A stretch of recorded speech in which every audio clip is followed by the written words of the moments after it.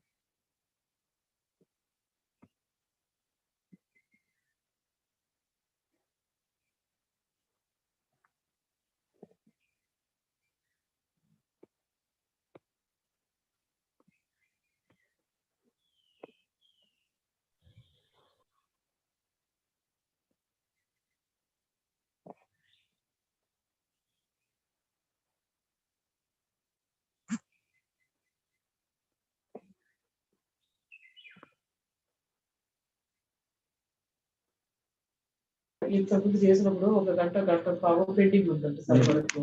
అది కలుపుకొని చేయించుకోండి మేడం, 2-3 గంటలకి 2 గంటలు డబ్బులు ఇచ్చేయండి. ఆ 3 గంటలకైతే బండి పంపిస్తారు. పోరు రానే వాడికి టైం పడుతుంది, నాకు డీజిల్ వేస్ట్ అవుతుంది. తిరుమల మ్యూట్ చేయండి.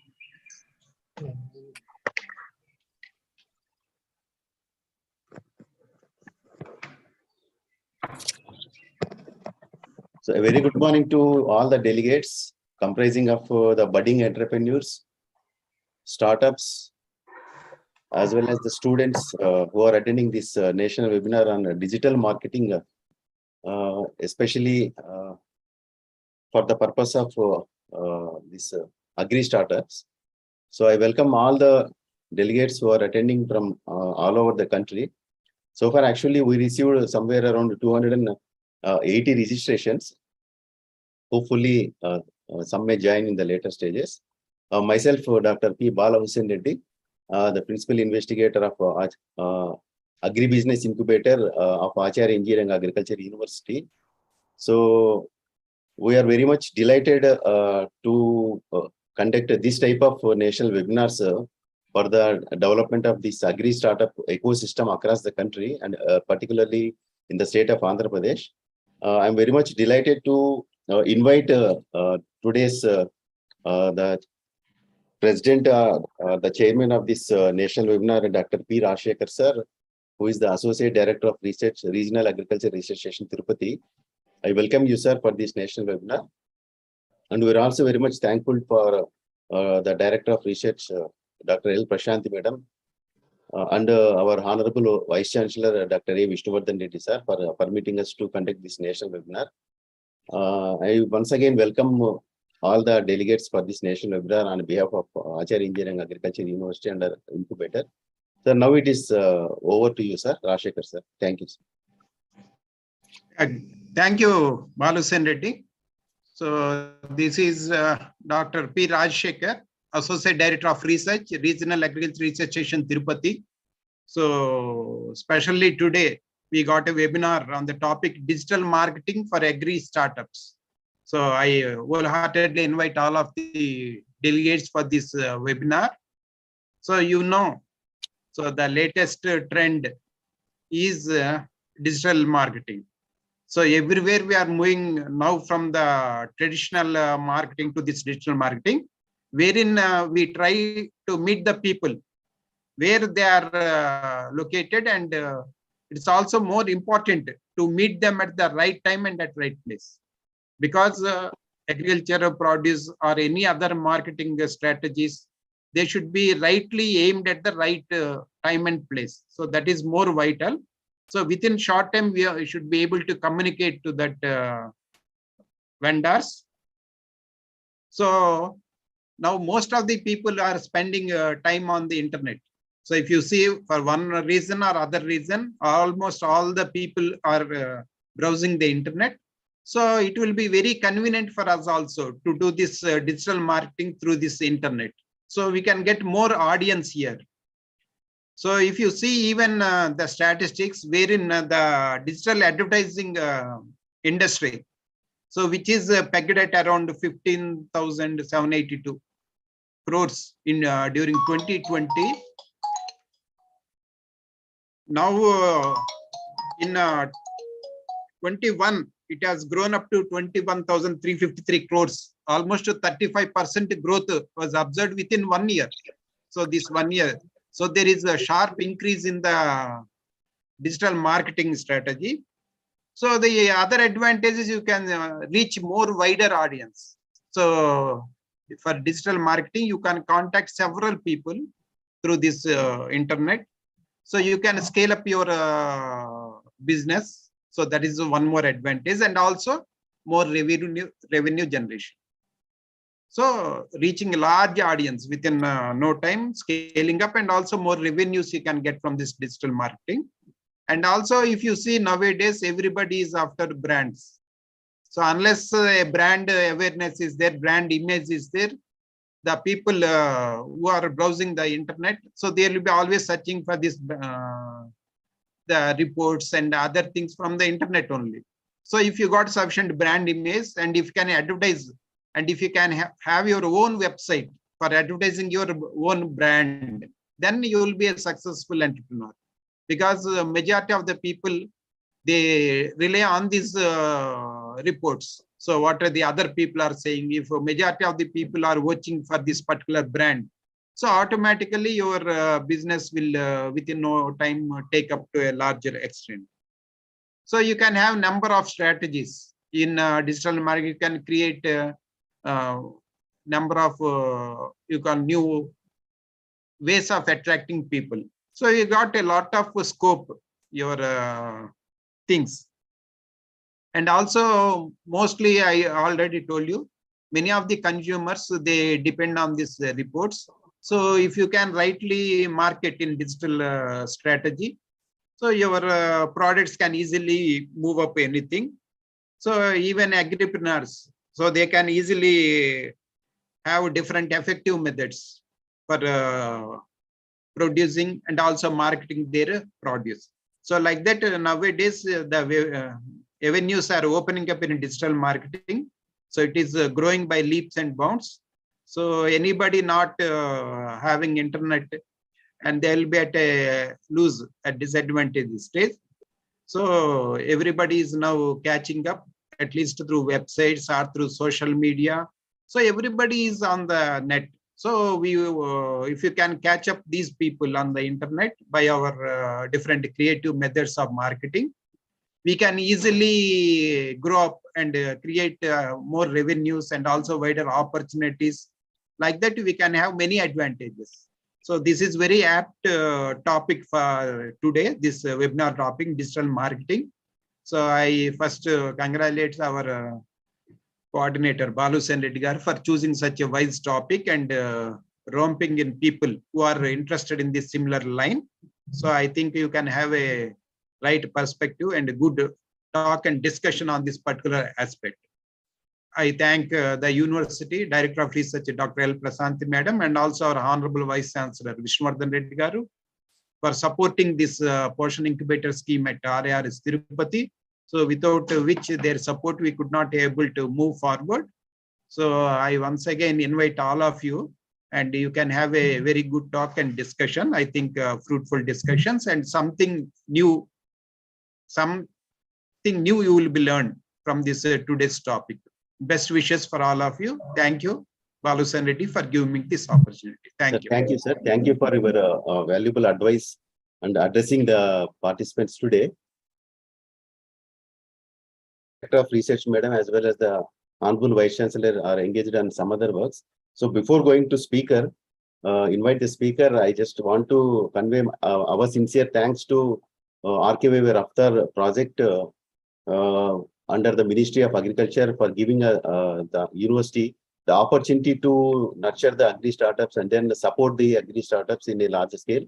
So far, we have funded to 41 startups of nearly 240 lakhs sanctioned fund. So apart from nurturing them, we are also supporting the startups through financing them, giving a grant. So we are very much thankful to the Ministry of Agriculture for supporting us in a large scale. Now I request Mrs. Lakshmi Tulsi to invite the speaker, the first speaker of today's webinar. Thank you. So yeah, a very good morning one and all.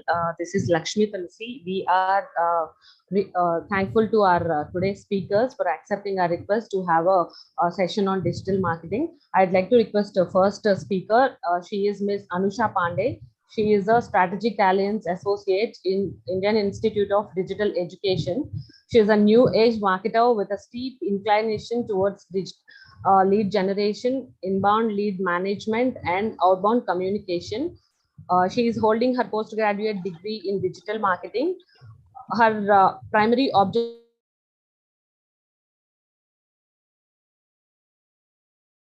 students and working individuals and help them upskill their digitally. Her specializations as a digital marketer lies in email marketing, SEO, social media marketing, client serving, and digital and business development. Having worked on projects of brands such as Colorbar, Coin DCX, IKEA, Reliance Jio, and Nika Man, Anusha Pandey has deep understanding of campaign strategies and the industry experience required to execute the same successfully. With this brief introduction, I'd like to request Ms. Anusha to take the session forward. Anusha, it's over to you. Thank you so much. Thank you so much for the warm welcome. I will just quickly share my screen so that we can start the webinar. I hope everybody can see my screen and hear me clearly. Yes. Yes. All right. Thank you so much. So, like so said, today digital marketing has become extremely important. It is what is trending right now, and traditional marketing is no longer important for businesses. You have to be at the right place at the right time if you want your brand, your business to grow. And today, it's extremely important for every business to have a digital marketing strategy to grow in order to grow in their field. And when it comes to agricultural startups, it's extremely important here as well that their products and services are promoted online. Why is digital marketing so important today? Let me show you a few examples so that we can get a deep understanding as to why today digital marketing is required so much in every aspect of business. Before we begin, just ma'am has already given an introduction about me, so I will not go through. Moving on, technology today has absolutely changed our lives. The way that we function, the way that we perform our day-to-day activities, everything has become digital today. Long ago, people used to run marathons from one point of the city to another. But today, the meaning of marathon has changed. People are today running a marathon of completing a series on Netflix, Amazon, Hotstar. Long ago, we used to wait on the road to get a taxi or a cab. And today, because of digitization of everything, we can just one tap on our phone and an Uber or an Ola will be at our doorstep. Life has become quite convenient because of all this.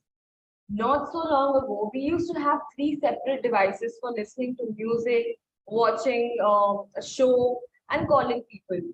But today, everything is included in one smartphone. And this example, you all must be able to relate that long ago, we all used to have a pamphlet from the restaurant, the menu at home, and we used to call the restaurant and order. But today, life has changed so much that we can order food online through apps like Swiggy and Zomato. And lastly, just one last example. Not so long ago, whenever we used to go out for traveling, we used to carry maps with us to do not get lost, to look for directions. But today, again, we use Google Maps to locate places, to reach places. That's how life has changed over the years. That's how digitization has and technology has become so important in our lives. And today, it's almost impossible for us to live without this technology, right? So, moving on, according to Economic Times, Indians today are spending 6 hours on an average on the internet every day. 6 hours. And this is just an average number. The number can go up to 12 hours as well. Just look at the Indian youth. I think almost all of us can agree that we are spending at least 1 to 2 hours on social media, sometime on YouTube or Googling something, or maybe like this on Zoom, we are online, right? So we are spending a lot of time on internet today. 1 minute of the day, as you can see, just 1 minute of the day, there are 240K photos going out on Facebook. 65K photos are being shared on Instagram. 856 webinars are being posted every minute, just like this one. This is a great number, and this is only happening for 1 minute of a day. So, I'm pretty sure if I ask this question to you as well, that how much time do you spend on the internet? You will also have a very similar kind of an answer. 2 to 6 hours or maybe up to even 12 hours. It is required on our needs. Our office work, or a child's homework, everything today is being done through mobiles and laptops. We're spending a lot of time on the internet. So now my question is, where is your audience? Where is your customer, your target audience? If everybody is online today, then where is your audience? I'll tell you. Your audience is at home, sleeping on their bed, or somewhere comfortable on their phone, just like this picture. So today, if you look at this picture, you will think this is just like me, maybe, or it's just like my child, or whoever it is, this generation today that's just on their phone. But if you look at it from a marketing perspective, then this person is my customer. And this mobile phone has become the new marketing medium today. So now as a brand or as a business, if I have to reach this customer today, I'll have to do it via their smartphones, because this is where they are active the most. This is where they give most of their attention today. So the next question that I have is, what are they doing on their phone? What exactly are they doing on their phone for 2 hours, 6 hours? They could be either on social media, maybe using WhatsApp, Instagram, Facebook, YouTube, or they are on some website where they might be accessing any third-party website or just searching something on Google. This basically means that to get people on your website today, there are only 2 ways. So guys, when I talk about digital marketing, firstly, please remember it's extremely important to have a website. If you want to get into digital marketing, it's extremely important that you have a website first. Otherwise, where will you bring people? Where will you do your marketing? So once you have a website, there are only 2 ways through which you can bring people on your website. And that is either through the social media platforms or through Google.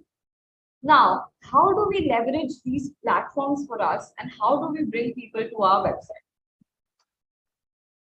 Firstly, let me help you understand that these various platforms have different audiences.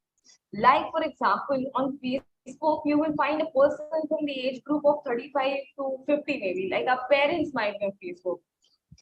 But on Instagram, you'll find much younger people, like from the age group of 18 to 25. They're mostly active on Instagram. So it's extremely important for us to understand where exactly is my audience. If I'm doing a B2B business, then most probably I shouldn't be on Instagram and Facebook. My platform should be LinkedIn. But let's say if I'm doing, I have a business of organic food and I want to target people who are into extremely healthy eating. The new generation is talking about organic food, keto diet. So for these kind of customers, you can come and you can do your promotion on Instagram, on Facebook. But you cannot do the same thing if you have a business where you are making machines for agriculture. You will not find your audience in Instagram. So it's extremely important to choose your platform. Then once you choose the correct platform to advertise or to promote your products, the second way is through Google search. Now, Google also has 2 parts. One is SEM and next is SEO. Now, firstly, I'll explain you what is the difference between SEM and SEO. SEM is nothing but simply search engine marketing, where brands and businesses are paying Google to rank #1 on Google. Okay? These brands are paying Google to rank on the first page of Google. And what is SEO? It is nothing but search engine optimization, where brands and businesses, their websites are ranking organically. Organically means that these businesses are not paying Google anything. After the ads, they are ranking #1 because these websites are extremely popular and people often visit this website and spend some time on it, which is why Google promotes these websites to rank #1 organically. Now, firstly, I will talk about search engine marketing and search engine optimization. So let's get into the depth of it. Firstly, as I talked about search engine marketing, which are nothing but Google ads, these are businesses and brands which have websites and are paying Google. They are paying Google to rank #1 on Google. So whenever you search for something, let's say I search for buying organic seeds under 500 rupees. The first thing that I saw on Google were these ads. Now these brands, these new herbs, Organic Bazaar, Urban Platter, these brands and businesses have paid Google to rank for this particular uh, phrase, buy organic seeds under 500. They are paying Google, they are bidding to Google to rank #1. And why exactly are these businesses doing this? Why are they paying Google to rank #1? Firstly, it's extremely important to rank #1 on Google because once people see you, only then they will visit your website and they will probably convert into a customer. But first, you need to get their attention and you have to also do some brand awareness, which is why it is extremely important for new brands, new businesses, or not even just new brands. Any brand that wants a sale, it's extremely important that they start running Google ads today. It's very easy to run Google ads. You just have to visit the Google Ads website. You have to choose the phrase or the keyword that you want to rank for. What do I mean by a phrase or keyword? Keyword and phrase basically is whatever you type on Google to search for anything. If you are typing buy red shoes online or what is the score of today's match, that is a phrase and a keyword that you're typing. So these businesses today, they have targeted this particular phrase and keyword, buy organic seeds under 500, which means they are telling Google that if somebody is searching for buy organic seeds under 500 rupees, I want you to show my ad. And this is a highly competitive space as well. So all these brands are paying to rank #1. Let me show you an example. If you see, again, I'm searching buy organic vegetables online in Mumbai. I want organic vegetables in Mumbai. I see there are 4 ads. And all these 4 ads, they are paying Google. Now this one must be a good website. Plus, there's a high chance they are paying Google more, which is why they are ranking #1. Then comes the second ad, third ad, and the fourth ad. So this is how Google ad functions. And easily you can rank #1 on Google by paying. So if you are a new business, if your website is not ranking organically by searching it, I will highly suggest you to try Google ads. Because in the start of the business, it's very important that you start creating brand awareness immediately. Once people start coming to your website through these Google ads, it will also help your organic results to go up. So organically also you will start ranking #1 one day because the website traffic will increase a lot. And since Google will think that people are liking your website a lot, it will start pushing your website on the first position as well organically. So if you are starting a business today or if you are starting a brand today, I will highly suggest you to start using Google Ads. Learn Google Ads is extremely easy. If not, then I will suggest you hire somebody to run these Google Ads for you. And it's extremely important that you rank for the right kind of keywords and phrase. If you are a business which only sells organic fruits and vegetables, then don't rank for words like food, normal food or vegetables, because that will only waste your money. Remember one thing, in Google Ads, you only have to pay Google when you are clicking on, when somebody is clicking on your ad. So let's say if I clicked on this ad today, only then Zama Organics will have to pay Google. Otherwise, they don't have to. So make sure that you are ranking for the right kind of keywords and phrases, and when people are coming to your website, they actually mean to come to your website. All right. Moving on, this is just an example as to how my organization, IIDE, does an ad. So if anybody who is searching for PG in digital marketing today anywhere around India, they will see my ad because I am targeting this word. I know that people today are searching for PG in digital marketing, which is why for this keyword, for this phrase, I am running an ad on Google. So it's extremely easy. You can just pay Google and rank for whatever you like. I hope SEM is clear to everybody. It's just Google Ads. You can do a little more research about it if you want to understand how exactly you can run Google Ads. It's extremely simple. So, what exactly are the benefits of search engine marketing? First, bid for various keywords and phrases. You can bid for any keyword and phrases that you like, that you think that my audience will be searching for. It will increase your brand awareness, because whenever somebody, let's say, they are searching for organic fruits and vegetables, or maybe buy agricultural machinery online, they will see your ad. And even if you are a new business, they will get to know that, okay, XYZ is a new brand that has come up with a new innovation, a better technology. They might click your ad, and there's a very high chance that they will end up buying your product and service. So it's very important to run Google Ads for this reason. It also creates brand recall. Now, what do I mean by that? Let's say today, if one of you just go to Google and type for, let's say, buy furniture online. Just an example. Now, there is an ad by Pepper Fry.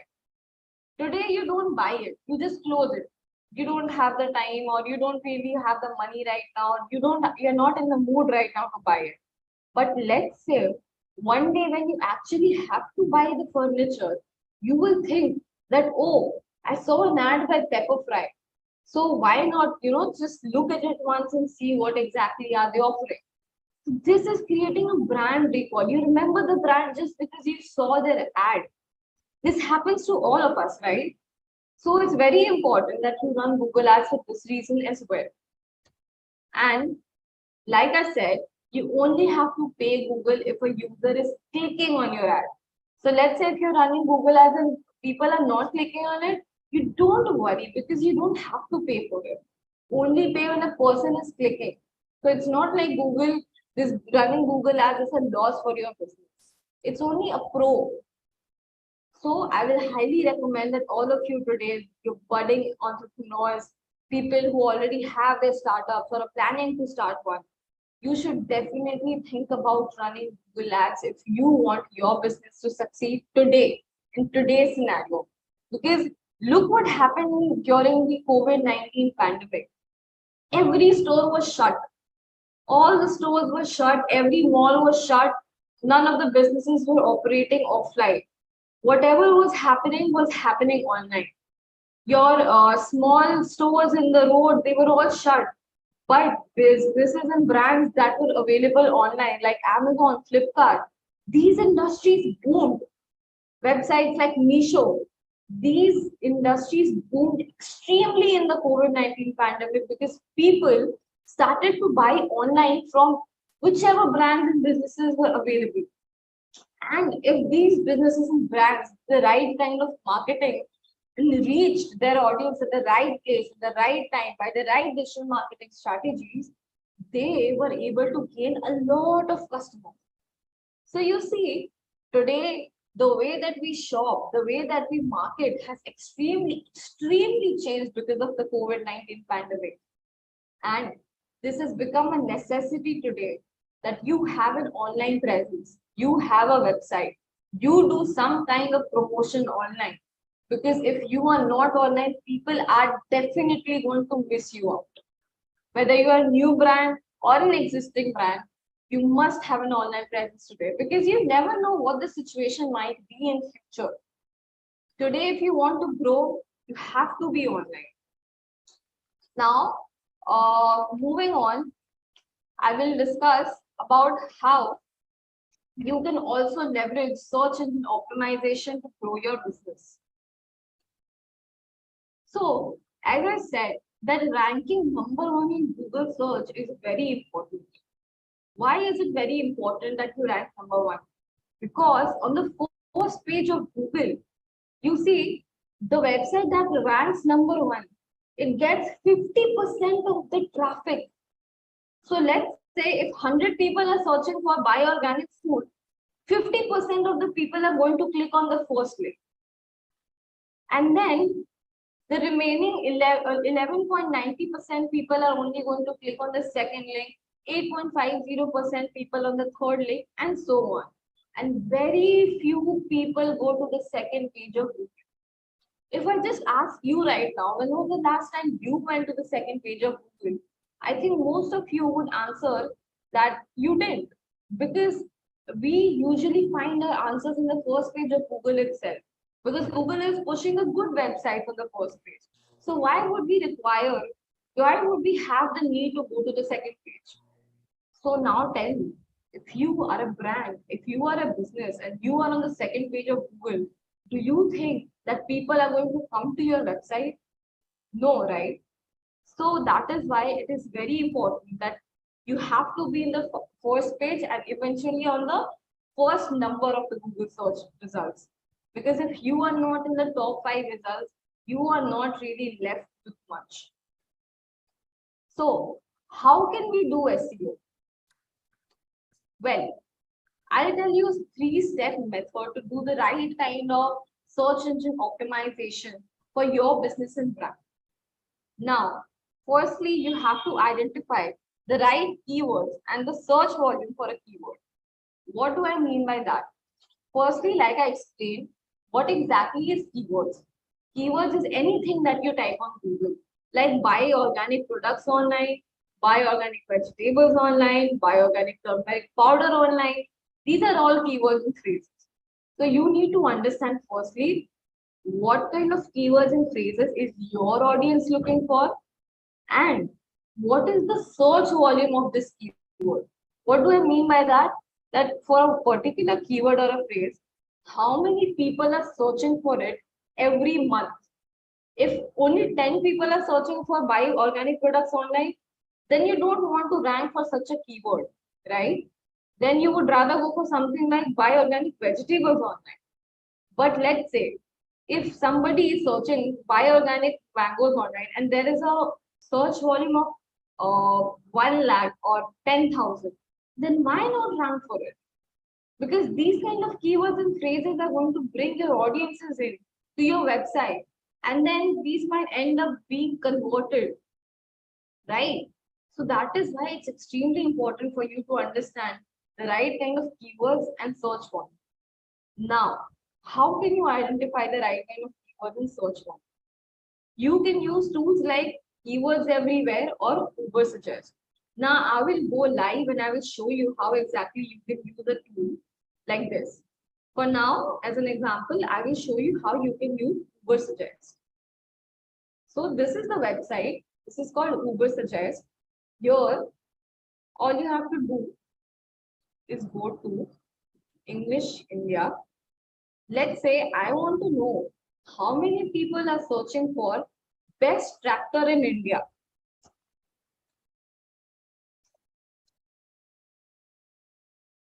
Okay.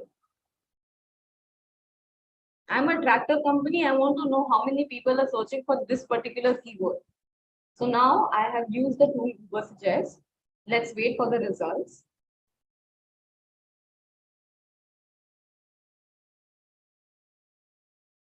Wow, see this everyone.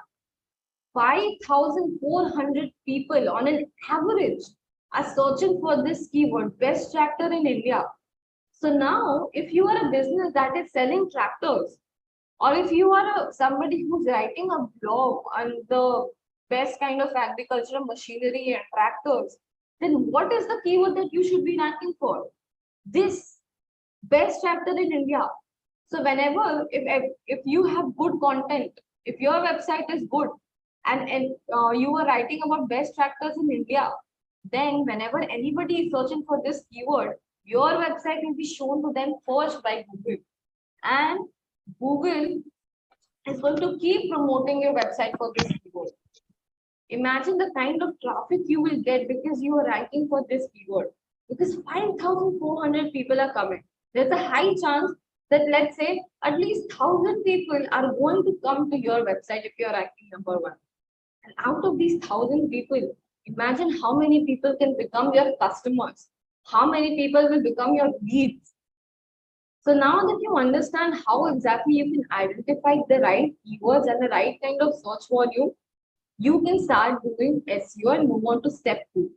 Before I explain step 2, let me just tell you one thing, everyone, that it is not very easy to find the right kind of keywords. You have to keep doing research. You have to keep using this tool to come across different keywords that have a very high search volume. If you scroll down, there are more suggestions as well. Best tractor of India with 5,400 volume. Best tractor in India with price list 880. Best mileage tractor in India, 590 people are searching for it. So you can use these keywords to rank on the first page of Google. I hope that is, I hope everybody understood this. And now moving on. Once you identify the right kind of keywords and their search volume by using Keywords Everywhere tool or Uber suggests, please write it down if you are taking notes, because this will be extremely helpful for you in the future. Uber suggests or Keywords Everywhere. You can use these tools to understand which keyword you can use and what is the search volume for these keywords and phrases. Okay, if you use Keywords Everywhere, whenever you do a Google search, on the bottom, it will show you the search volume for it as well. So this is how Keywords Everywhere is used. You can use either of the two. It's these tools are very easy to use, and these are extremely helpful if you want to do SEO or Google Ads. Moving on, you also need to understand that you cannot just rank for any keywords. You have to rank for keywords with buying intention. Let's say today, there are 3 kinds of people. One is going to search for organic seeds. One is going to search for buy organic seeds. And the third person is going to search for buy organic seeds under 500 rupees. Now, the search volume for organic seeds must be the most. Let's say 10 lakh people are searching for organic seeds. But if you think about it, these people might be searching for organic seeds for any reason. Somebody might be trying to know what is organic seeds. Somebody might be trying to just do some kind of research, anything. Now, let's come to the second person who is searching for buy organic seeds. Now, this person is showing an interest. He wants to buy organic seeds. But even though the search volume might be high, there's no guarantee that this person will end up buying organic seeds. He might be just searching for it. He has an interest, may or may not buy. But now look at the third person. He is searching for buy organic seeds under 500 rupees. If you see this keyword might not have a very high search volume, but the person who's searching for this has decided what exactly they want. They want to buy organic seeds and they want to buy it under 500 rupees. So whoever is searching for a keyword like this, they are definitely sure that they want to buy. And if you are maybe running Google ad on this keyword, or maybe ranking organically through SEO for this keyword or phrase, there's a very high chance that you will end up having a sale or a conversion. Because people who are doing this kind of a search will definitely, most likely be able to come to your website and make a purchase, rather than a person who's only searching for organic seeds. It can be a student, it can be a random person doing any kind of research, but this, despite having a low volume, is the right keyword to rank for because it is extremely conversion driven. So now you also have to understand that it's not just about identifying keywords and the search volume. It's also about keywords that have a buying intention. So make sure that you do these 2 steps correctly whenever you try to do SEO for your website or for any website. And moving on, when you identify these keywords with buying intention, now what do you have to do with these keywords on your website? All you have to do is put these keywords on your website in different places, like the title of the website. Whenever you search on Google, the title that is shown on the website, there, the description, the URL, the heading of your website, The images that you're putting, you can add all tags of those images as well to those keywords, the heading tool, whatever text or body you have, maybe you have a blog on your website or something, you must include these keywords in your website. Why is it important? Because once you include these keywords in the content of your website, if you are including these keywords in the images of your website, it will tell Google that, hey, look, I am putting all these keywords in my website. So it means that my website will be extremely relevant for anybody who's searching for this keyword. So now Google will understand that, oh, if anybody is searching for this keyword, I want to show this website to them because this will be extremely relevant.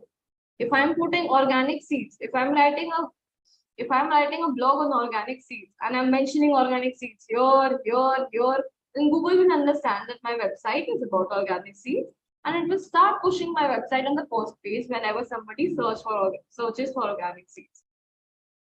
I hope this explains everybody. Okay, just reading the chat once. All right. If you have any doubts, please, anybody, you can put it in the chat. I will definitely answer it. If you have any problem while I'm going through all these slides, just let me know. Now, moving on, once you identify the right kind of keywords, the keywords with buying intention, and put these keywords in your website, you will do a very good SEO for your website. But remember that you cannot put a lot of keywords in your website. There is a limit. If you put a lot of keywords on your website, then what will happen is Google will think that you are a very spammy website. You are spamming. And there is a very high chance that Google will never let you rank on the first page, or Google might push you to the second, third, fourth, fifth page as well. So never do that. The right amount of keyword stuffing that you should be doing is 2 to 3% of the entire content. So let's say if you're writing a blog or if your website has a content of 1,500 words, then out of those 1,500 words, you should only have 2 to 3% of that as keywords. All right, I hope that is understood by all. Now, I'll just show you an example of keyword stuffing. As you can see, there's an article on the right side. And here, best sports shoes, sports shoes under 500, best shoes under 500. So this website is basically telling Google that if anybody is searching for best sports shoes under 500, you have to show my website. Let's take another example. Here, there is a blog that writes about best tractors for agriculture in India. If you see their URL has best tractor for farming in India, best tractors for agriculture in India, then best tractor in India for agriculture. Similarly, in the entire blog, it has included this keyword.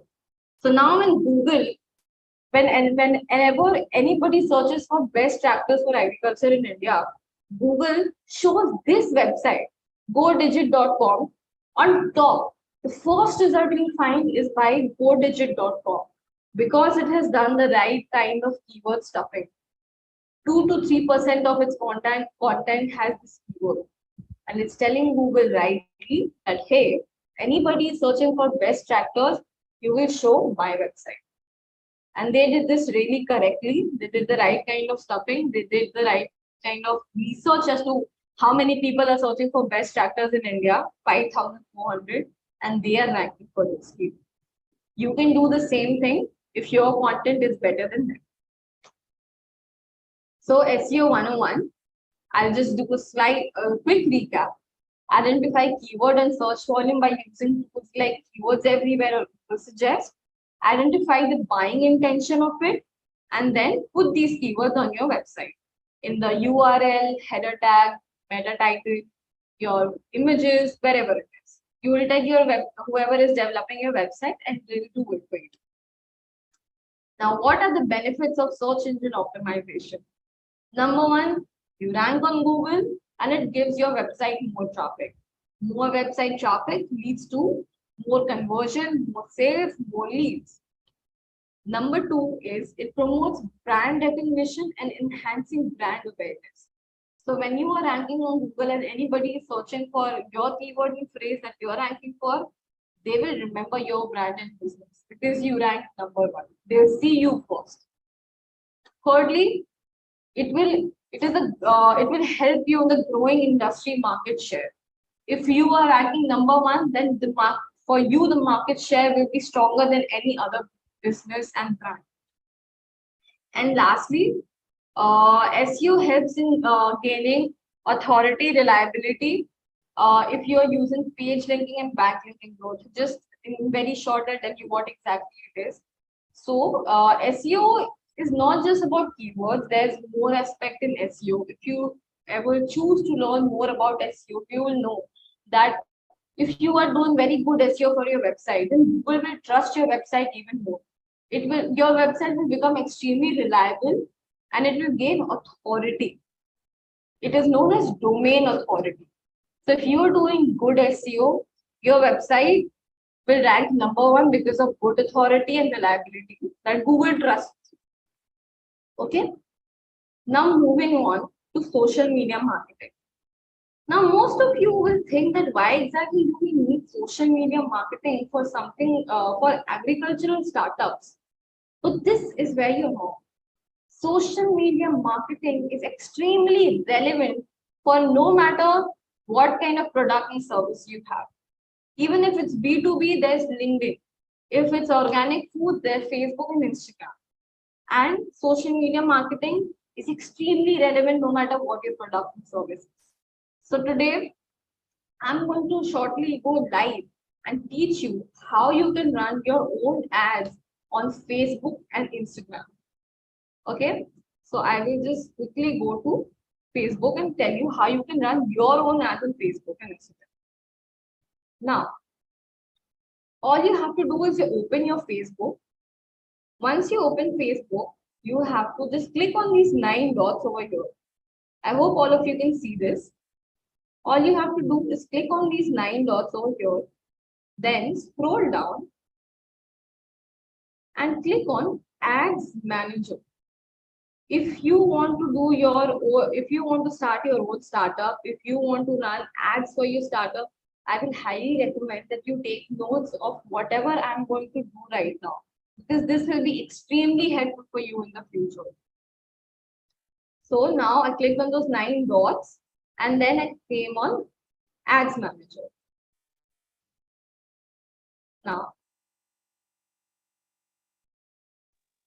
Now you will see a dashboard like this. Don't be scared if you see this dashboard and think it's extremely complicated. It's not. I will break it down for you how you can run these ads extremely easily and how easy the Facebook dashboard is. First, you have to click on create. You want to create a new campaign. And now, round इथून हे 2 फुटाचं घेतलं ना इथून आपण. Okay. So when you click on create, Facebook will ask you a question. Choose a campaign objective and it gives you 6 options. Now, awareness is for when you are a new brand and you want more people to know about your brand. That is when your objective will become awareness. Traffic is when you want more people to come to your website. You want more website traffic. Engagement is when you just want people to like, comment, and share on your posts. Leads is when you want to collect leads. You want people to fill a form when you want their phone number and email address. That's when you choose the objective as leads. App promotion is when you want your app to be promoted. If you are launching a new app and you want people to know about it, that's when you will choose app promotion. And sales is self-explanatory when you want people to purchase your product and service. So for now, I'm just going to, for example, I'm just going to click on traffic and click on continue. For now, I'm selecting the objective that I want more and more people to come on my website. Now I can just name this traffic campaign.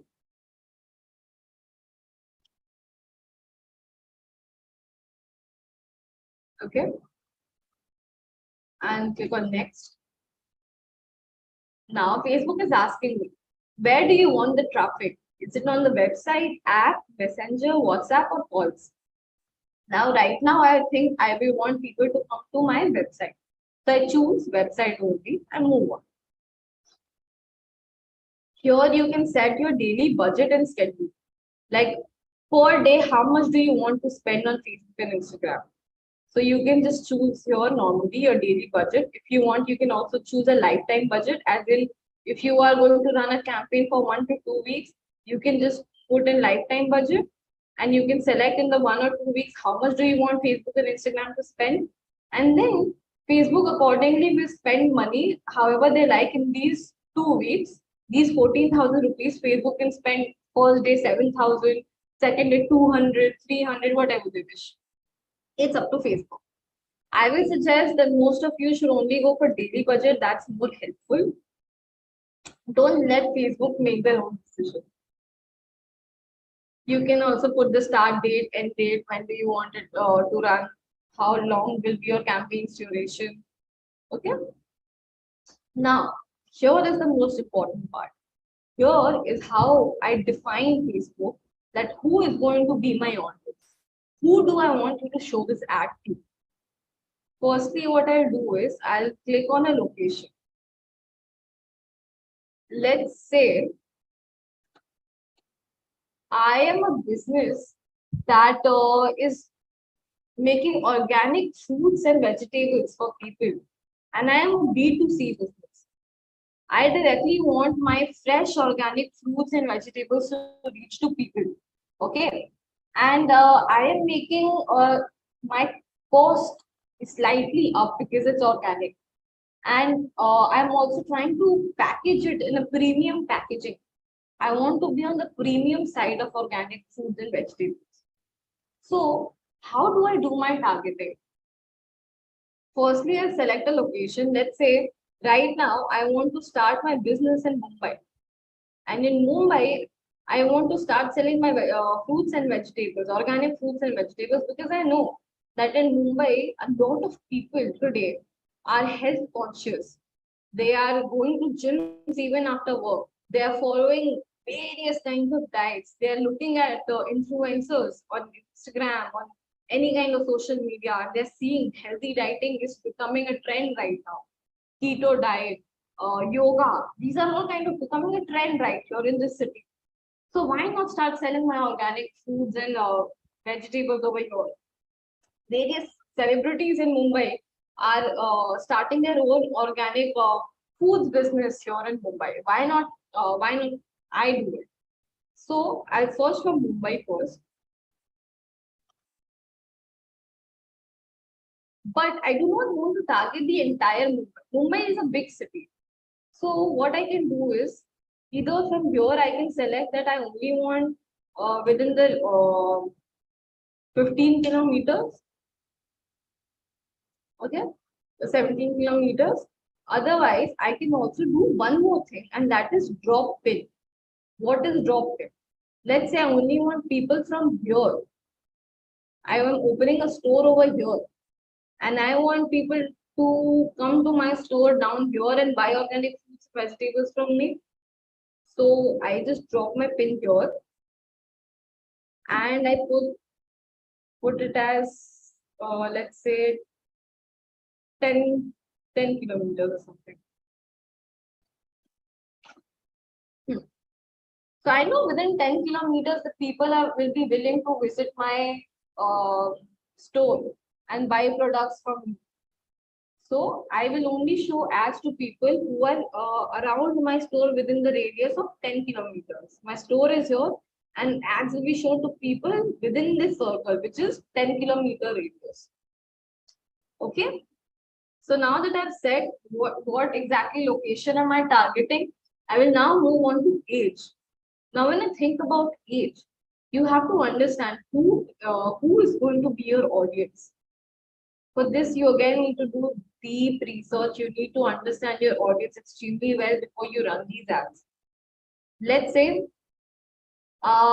people from the age of 21 to the age of, let's say, 45 are health conscious today, and they want to buy organic and vegetables. Genders and keepers all, because men, women today both are making the decisions about what their family is eating. And now I'll come to detailed targeting. All right. Right now, if you see, there are about yes. Right now, if you see that 24 lakh people to 29 lakh people showing here who my ad can be shown to. I don't want so many people to see my ads, because firstly it will require a lot of budget. Plus, there's a very high chance that these people might not buy my product. I want to do detailed targeting. That yes, these people will be certainly interested in buying my products. So what I'm going to do is here under detailed targeting, I'll come to browse. There is 3 options: demographics, interests, and behaviors. So I will click on interest first. If you see here's food and drink, I'll come under food. If you see there's organic food, and what does it say in the description? People who have expressed an interest in or like pages related to organic food. Anybody who's shown an interest in organic food or has liked pages about organic food, these people will see your ad. So I will just select an organic food. Yeah, that's it. There's also a chance that vegetarianism, people who show an interest in that might also buy your food, but for now I'm not going to go into that. If you want, you can enhance. Now, like I said, my product is going to be on a more premium side. My packaging is going to be premium. I'm going to sell my organic fruits and vegetables at a premium price, not like the normal price that you are getting in a market. If you're getting one product, any product in the market for 70 rupees, mine is going to be maybe double, 140. So now, who is going to buy my product if I'm selling it at this price? Only people with money, right? If I'm pricing it as a premium, people who have the capacity, financial capacity, only these people are going to come to my store. How do I target this as well? Now, for that again, you come to narrow audience and browse. This time I will come to behaviors. Now, if you see, there's an option called mobile device user. I click here, and Facebook is showing that I can target people by the device brand. So anybody who's using an Apple, BlackBerry, or Android phones like Samsung, Sony, LG, HTC, I can target them as well. Now you think, if I am selling a premium product, which brand should I target? Should I be targeting in LG or should I be targeting Apple? Obviously Apple, because people who are buying a 1 lakh rupee phone, they will not have a problem buying a 140 rupees organic food or vegetable, right? So now I will just scroll down and I will select all these iPhone 10, 10R, all these mobile phones. So now everybody who owns these phones, they are going to see my ad. And now if you see my audience size over here, I'll just zoom in. My audience size has come down from 24 to 29 lakh to 6,000 to 7,100 people only. I have done an extremely detailed targeting. And now my ads will not be shown to any random person between the age group of 25 to 45. Now my ads will only be shown to people who are either showing an interest in organic food and they also have an expensive phone, because these are the people who would definitely buy my product, right?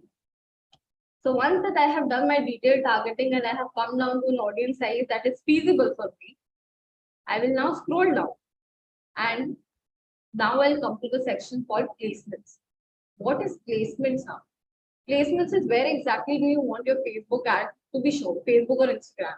As you know, Facebook and Instagram is owned by the same company, even WhatsApp, Meta. So you can run ads on Instagram from this dashboard as well. Let me show you how. Just click on manual placements. I recommend that you always choose manual placements. Never let Facebook choose automatically where they want to show your ad. Now I will only select Facebook and Instagram. I only want my audience to see an ad on Facebook or Instagram, not on Messenger, because not a lot of people use it. Not on audience network, that is third party. Then I want people to see it on feed, story and reel, not on in-stream, not on reels, not on search, not on an article. Only feeds and stories. All right. I want people to see it on feeds and on story and reels. That's it. So now once I select that, I'm going to click on next.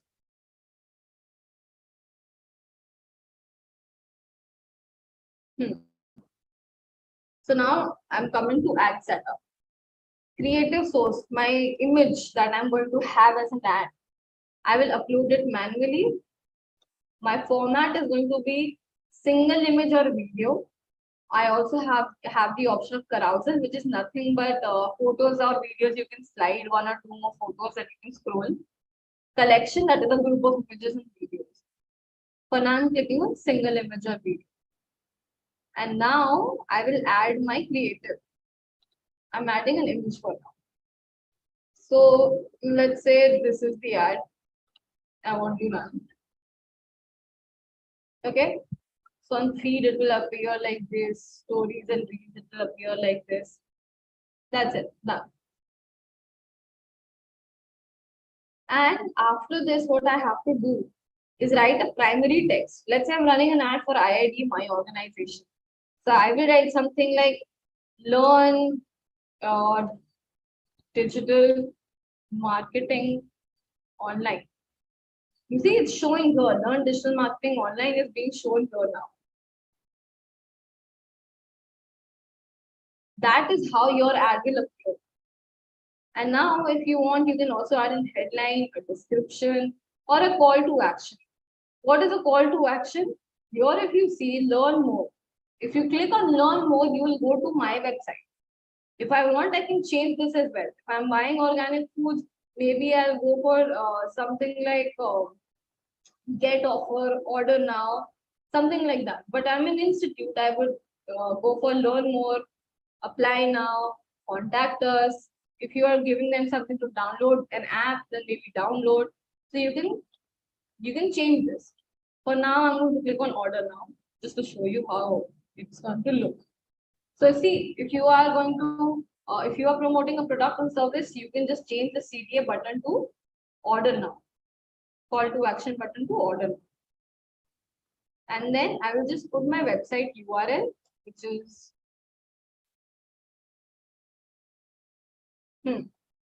So now Facebook knows that if anybody clicks on this ad, then they will go to this website, iide.co. That's it, guys. That's all you have to do. You do the targeting, you put your image, you write the heading, you put the right kind of CTA, and then all you have to do is click on publish. And then your ads will, after 1 or 2 days, once Facebook approves your ad will start running automatically on Facebook and Instagram. And you can even come back to Facebook Ads Manager to see how your ad is performing, how many people are clicking on it. All this information will be available and easy for you to track as well. Now, let's say if you're doing a traditional marketing, if you're setting up a banner, do you know how many people are converting because of it? How many people, how is the banner helping you? How many people are seeing it? You have no idea. But if you're running ads like this, Facebook tells you how many people saw it, how many people clicked on it, and how many people even converted because of it. If you're choosing the option in the beginning, the objective as sales, Facebook will give you all the data. So you'll be able to understand your audience even better. Okay, this is the importance of Facebook and Instagram ads. I hope all of you have understood how important Facebook and Instagram ads is and have taken notes, so that in future when you have to run your own Facebook and Instagram ads, you'll be able to do it nicely. Now, moving on, I'll just give you a short example. Recently, I was on Zama Organics. This is a website by Meera Kapoor, and she is running a website called Zama Organics. I was just scrolling on it, and I didn't really purchase anything. I shut the website because I didn't feel like buying anything right there. or I had some important work, so I left the website.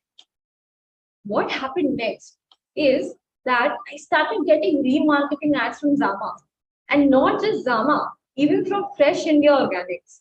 Now, how did this happen? This happened because when I came to Zama Organics website, they collected my because of the cookie that we have on website. They started tracking, and now when I went to Facebook and Instagram, they started showing me ads over there. And how did this other brand, a competitor, Fresh India Organics, do the same thing? You know how? All they did was went to Facebook, and under targeting, when we were doing detailed targeting, they searched that anybody who likes Zama Organics will see my ad. Anybody who has visited Zama Organics will see my ad.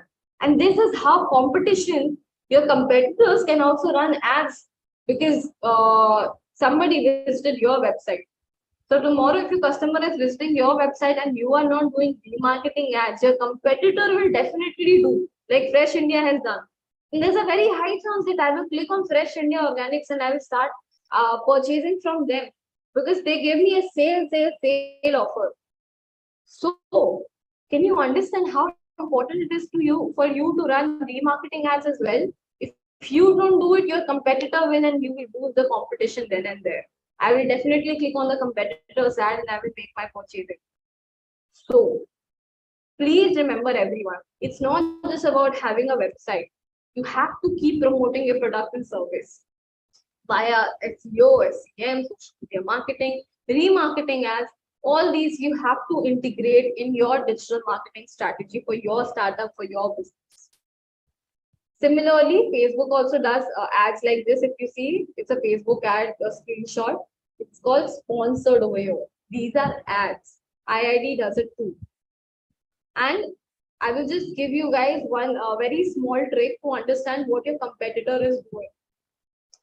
There is a website called Facebook Ads Library. Let me show you what it does.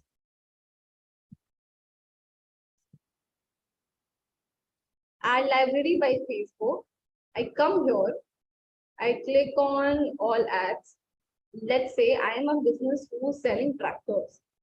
Now my competitor can be somebody like Kheti Gadi, which is a very established startup that is selling tractors and even organic fertilizers today. So if I go and type Kheti Gadi, this is their page, 1.2 million likes. So you can see what kind of ads they are also running. Just see this. Your competitor, Kheti Gadi, is running ads like this. You can see all their ads in this one page. Check this. And once you understand what kind of ads your competitor is running, you can start making similar ads if you don't know what to make, or you can make ads better than them. And then you can start running your own ads, make creatives better than them, learn from your competitors, and ace. So this website, Facebook Ads Library, it is going to help you a lot in understanding your competitors. I will highly suggest that you note down this name as well, Facebook Ads Library, so that you can use it in the future to understand what kind of ads your competitor is running on Facebook and Instagram. Just see this, how Kheti Gadi is running so many ads. And these are brilliant ads. These are working for them. These are bringing in sales and leads for them. So they are running so many ads, if you see. Similarly, you can do the same thing and you can give them competition. And now just one last thing, I'll end with talking about your website. Please ensure that whenever you create a website or you're getting your website made by a website developer, ensure that you optimize your website by making your website responsive. What do I mean by responsive? Is that your website should not hang and glitch and stop working in the middle or load a lot. Whenever I click on a button, it gets up clicking somewhere else. It should not be like that. A user will become extremely disturbed and annoyed and they will leave your website if it's not responsive. So make sure your website responds well. and you perform keyword research, put the right kind of keywords. Because if you are targeting for a keyword like organic food, but you are writing about tractors, user coming on your website is going to be extremely disappointed and they will never come back. And then Google will throw you down to the next page, third page, fourth page. Improve your page load speed. You can check your page load speed as well of a website. There are websites like GT Metrics, Google Page Speed Insights, where you can check the page loading speed of your website.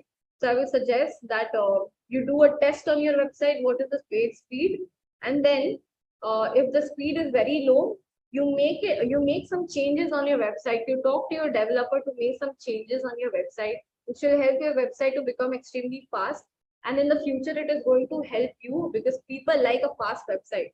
If it takes more than 2 to 3 seconds for your website to load, there's a very high chance that people will exit your website. So improve the page speed, enhance the user experience, make your website look good. If a person is coming to your website, they must be able to easily navigate through all the pages throughout your website. And extremely important is that you optimize the website for mobile users. A lot of time, brands and businesses, they give special importance on creating a website, but they only do it for desktop and laptops. But you have to understand that today the way that we function has changed. Today, most of us, we are going on websites, visiting websites through our mobile phone, not from our laptops and desktops all the time. Mobile phone comes first. So if a person is coming to your website, there's a very high chance most of the traffic is coming from a mobile phone. And if your website is not optimized for mobile phones, then what will happen is that a person will not like your website and they will leave. So please ensure that you're optimizing your website for mobile users as well. Now, what do you do after users come to your website? Let's say you did SEO, SEO, social media marketing, remarketing, everything. A person has come to your website now. What do you do after that? Pop-ups to collect leads. Now, this is my organization's example. You can do the same thing for any startup, for any business. You can do pop-ups. Let's say if you are a business that is selling tractors and you want to get some leads, you want people's phone numbers so that you can call them later, their email IDs so that you can send them an email later, whatever it is. You must have a pop-up on your website that will help to collect leads. Because if somebody will click on this pop-up, they will end up filling the form most likely. A sticky website footer. Guys, I'll just go live and show to you how ID does it. I'll show you how we have optimized our website that leads to us getting 2,000 to 3,000 leads per day just from our website, organically as well. Just see this. So I'm just coming to one random page on my website and I'm going to click on inspect and show you the mobile view. Can you see this? This sticky footer that I have here, no matter how much I keep scrolling, this doesn't move. Call us and WhatsApp. So now, because this is not moving, let's say a person is on my website and they're scrolling, they will see this button and there's a very high chance that they will click on this or this. And I will immediately, they will contact me and I will get the lead. I'll get a phone number. You see a pop-up ad also came up. The one that I was talking about over here. Pop-up. I got a pop-up here as well. Now, see how this thing is blinking. Speak to our counselor. Very high chance that a user will click on it and it will go back to them filling up a form. So you need to have these kind of pop-ups, these kind of sticky footers. Okay, this is a mobile view. Now, coming back to my normal desktop view, if you see this, we also have a chatbot. Chatbot is extremely necessary nowadays for websites because people like interacting with chatbots. Most of them don't even realize that it's a chatbot. They think it's a real person. You will be shocked to know that there are people who come on our website and they interact with this chatbot and ask for their phone number. That, hi, Ria, can you give me your phone number? They have no idea it's a chatbot. They think it's real. And this leads to very high engagement and can also lead to these people giving their phone numbers, their email IDs. Let me show you how IID does it. Now see this. This is Ria, the chatbot, and she's saying, "Hi, I'm Ria. Could you tell me more about yourself?" Let's say I'm selecting the option graduate. I'm a graduate. Now, Ria is telling me, "Oh, since you are a graduate, our MBA level PG program is better fit for you." Okay, I'm on the 4 months course page. Now she's recommending me a bigger course. See how she's upselling me. Chatbots help people change their decision as well. Like this person is telling me. But let's say I don't want to go for 11 months, I'll only do the 4 months course. I don't want to do it. I'm not convinced. She's asking me, what may I help you with? So let's say I'll tell her course fees. She's saying, sure. By the way, why do you want to learn digital marketing? She's trying to have a conversation with me so that I don't think it's a chatbot and I don't get bored. So I'll tell her it is interesting, or you can type anything and I send it to her. I think she's a real user. That's great. To assist you, may I have your name? Now here is the catch. She is trying to get my name now. Firstly, she had a normal conversation with me. I thought, okay, nice, very nice. And now she's coming to the main agenda. Now, like I'm so happy talking to her. I end up giving my number, my name. And the next thing she is, excellent. And your phone number, Anusha, in case we disconnect. She's asking for my phone number as well. So she's collecting a lead here. Just see this. I send my phone number. Just one last step. Just one last step. I need your email ID to send a formal mail. So I send my email ID as well. I send my work ID. Awesome. I have sent you an email with the course fees and EMI option. What else may I help you with? Scholarship, free demo. Again, she's trying to sell me something else. But it's fine, I'm done. I got whatever I needed, the details, the course fees. And in return, she now has my phone number and email ID. And you know what is going to happen with the data? My data has now been transferred to some counselor at IIT. And within the next 24 hours, I'm going to get a call from them. And they are going to try and convince me to buy this course. So this is how you can collect leads. This is how you can convert customers by such simple tricks. Sticky footer, chatbot, then having a pop-up on your website. These really help in collecting leads and generating sales for you. And one last, also telecalling, obviously, you can call these people, like I said, my counselors will show them the remarketing ads. Then just see how IID does these remarketing ads, YouTube ads, email marketing. Email marketing is extremely important. And how can you leverage it? Let's say if you are selling organic foods and fruits, then you can send email marketing to your customer base about top 10 ways of maintaining a healthy diet. Something like that, email 1 week. And your consumer will really like it because it's not very selly. They don't think that you're trying to sell something. It's just some communication that you're trying to maintain a good rapport with them, which will later help them in converting them again and again. So email marketing is a very efficient way of doing marketing for your products and business. SMS marketing, it has a very high open and click rate. So I will definitely recommend for new businesses, existing businesses to try SMS marketing. Then there's also WhatsApp marketing. Today, WhatsApp marketing has become one of the biggest things after social media because so many people, so many Indians are there on WhatsApp. And I'm going to give you one more tool that you can use for WhatsApp marketing. So there is a tool known as WA Sender. I will just put it in the chat as well so that it will help people later on. WA Sender. How can you use this? Oh, by the way, see this. I filled the form, I gave my number to the chatbot and they sent me this message as well immediately. Hi, I'm Afreen, the associate accountant. This is totally automatic. Once I gave my number, they immediately sent me this. See how crazy this is?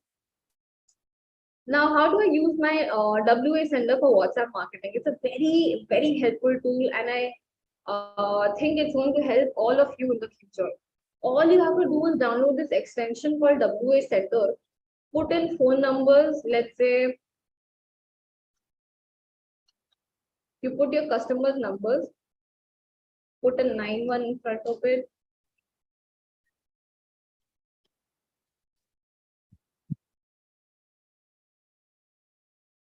I put some random numbers, it's my customers' numbers. Okay. Similarly, you can put 2,000, 3,000, 4,000 numbers, however many you want. If you have a customer database, you can put all these numbers here. If you want to send one message to all of them, hello, free offer on our products, and maybe give them a link to click on so that they can come on the website, free offer on your products, whatever it is. Give it on, and now all you have to do is click on send. And see, starting chat. Message has been sent to all these people. Okay, see this. Hello, free offer on all our products. It's amazing how you can just do WhatsApp marketing with this tool, WA Sender. It sends messages to people in bulk. I will suggest all of you to download this WA Sender tool. You can do WhatsApp marketing through it, and it will really help you in the future for marketing. And just a small example here as well. See this, how the CEO of our company does it. Hi, I'm Karan Shah. Follow me on Instagram. So you can do all these marketing. Okay, please note down the tool name WA Sender. It's extremely easy to use it. And with that, we come to the end of the session. Thank you so much, everybody, for paying attention and listening to this session. I hope it will help all of you in the future. And I hope that all of you are going to implement these digital marketing strategies in your upcoming businesses, in your existing businesses, and it will really help you in the future. Thank you so much once again.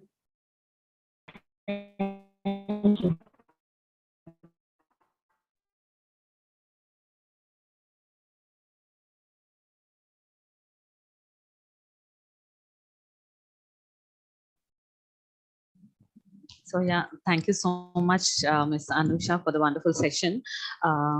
Yeah, now we'll open the session for questions. If you have any questions, we can. Ms. Anusha will be able to address your questions. Okay, sure. Somebody is asking, ma'am, could you repeat, please, how to do WhatsApp marketing? Yes. So, Chetan, I will suggest you download the extension WA Sender. Just I'll start sharing my screen again and show it to you. Give me a minute.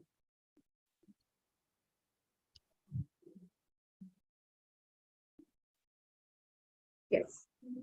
So, WA Sender extension. Here, if you see WA Sender free bulk messaging, click on this link and just download the extension. Add it to Chrome. All right. And once you do that, all you have to do, all you have to do is click here, come to WA free plugin, put your message over here, whatever bulk message that you want to send everybody, put all the phone numbers that you want these people to get my message, and then just click on send. Just click on send, that's it. That's how easy you can do WhatsApp marketing. Put the numbers, put the message, and the same message will go out to all these numbers. Okay? I hope that helps, Chetan. Any other questions? Hello. Okay. Hi, madam. Hello. I'm Durga Prasad. Okay. I have a question. Like, if we search best tractors in Google, so we do it like actually we don't get a good best tractors, like meaning of best tractors. Sorry. Can you please? Technique that we like manufacturer uses, like this is the best tractor, and then SEO and everything they done, but we don't get actually good one like best tractor. Is there any chance to get best suggestion or else? So you have to keep doing research for that. You have to try a lot of different keywords and check their different search volumes. Like I told you before as well, that you have to do your own research. These tools, keywords everywhere, Google suggest will also give you suggestions that you should try and ranking for these keywords as well. And they will definitely help you in future. I'll suggest you go and try doing these research on different keywords. If you go on Google only and you type best actor, you see there are a lot of suggestions that Google also gives you as a drop down. That other people are searching for these things as well. So try searching the search volume for those kind of keywords and see if your website will get traffic from ranking for these keywords and things. Try researching. It's a bit of a hard work. SEO takes some time. It can take up to 3 to 6 months or even 1 year, but it will definitely give you results. And if you want instant results, I will definitely suggest you to go for Google Ads in the beginning. Yeah, thank you, ma'am. No. Thank you. Good morning, madam. Okay. There's one question in the chat from Harinath. Ma'am, how can we learn and how can we master in all these things? Harinath, you will have to definitely enroll for a course. You can even learn from YouTube. There are free courses available. So if you are interested, I will suggest you start watching YouTube videos, or maybe enroll for any free course. Or if you want to spend money, find the right digital marketing institute for yourself. Invest some time there. If you can't, maybe hire an agency to do the work for you. And yeah, these are the few options that you can choose. We have got one more question in the chat box. He Yes. was talking about veterinary services. Yes, I And read it. he's saying that like when he has done it, posting and all, he's getting good reach, but when he's doing it organically, he couldn't able to get that much result. So he just wanna have your views on that. So firstly, I would say that do not boost posts on Instagram and Facebook. That is something that very immature people today are doing. That's an option that Facebook and Instagram provides you, but it will not help you in the long run. So boosting posts will only boost one post for you. It will give you some kind of reach and engagement, nothing else after that. But if you are running an ad from Ads Manager, like I showed, maybe put a small daily budget, but do it from Ads Manager, and that will give you better results than boosting a post. And obviously, organic results versus paid results have a huge difference. Organic, you get 500 likes, but an ad will give you maybe 20,000 likes. That's the difference.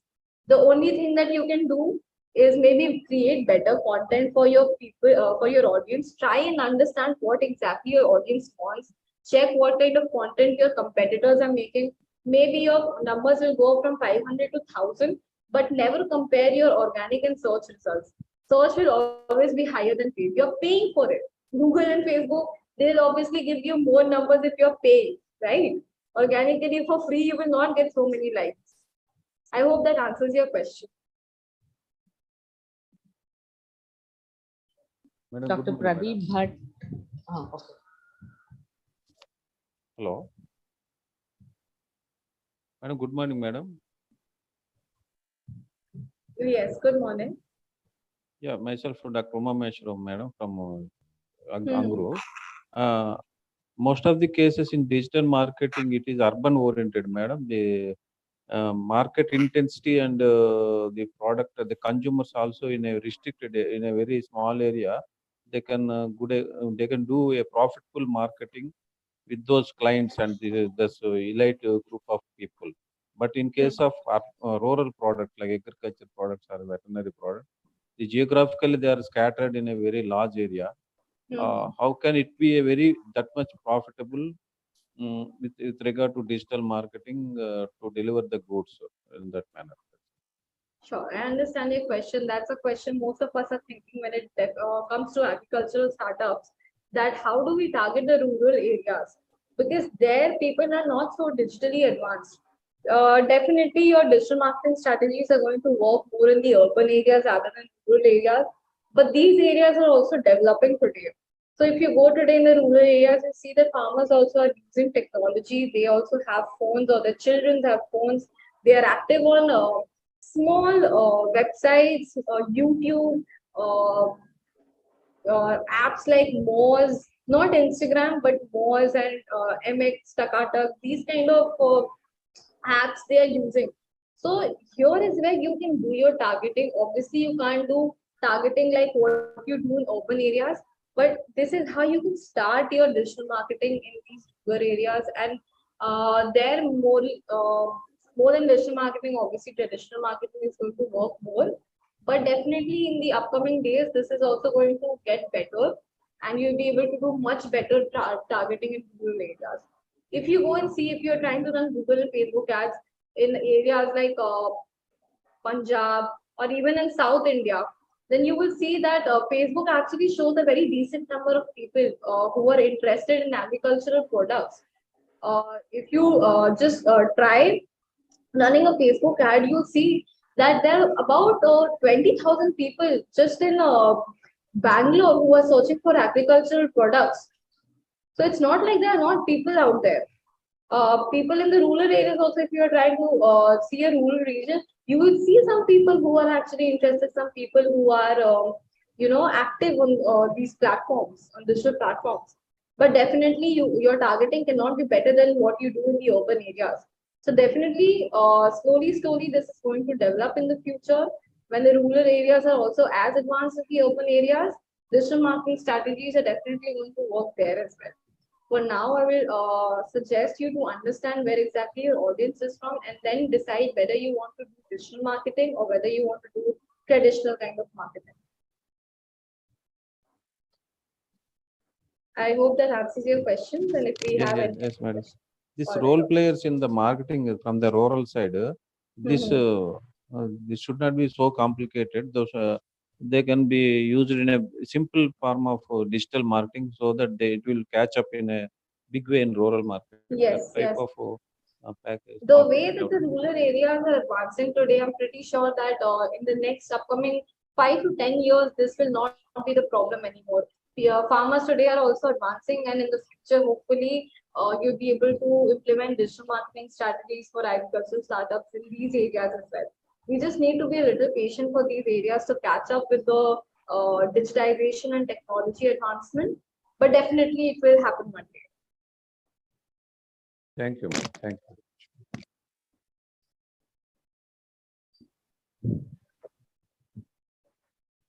If we have any more questions, have- we can put it in the chat. Yes.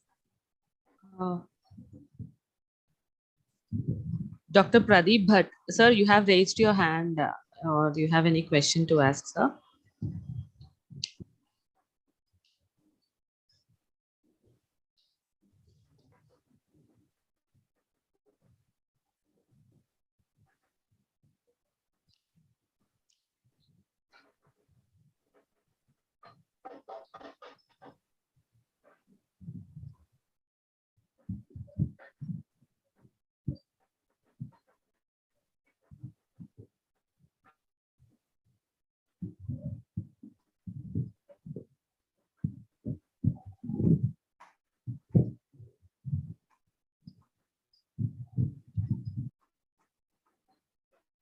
I think there's no more questions. I think his hand has been raised by mistake.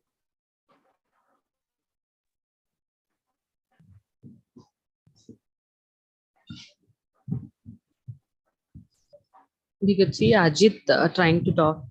Ajit, do you have any questions to ask? No.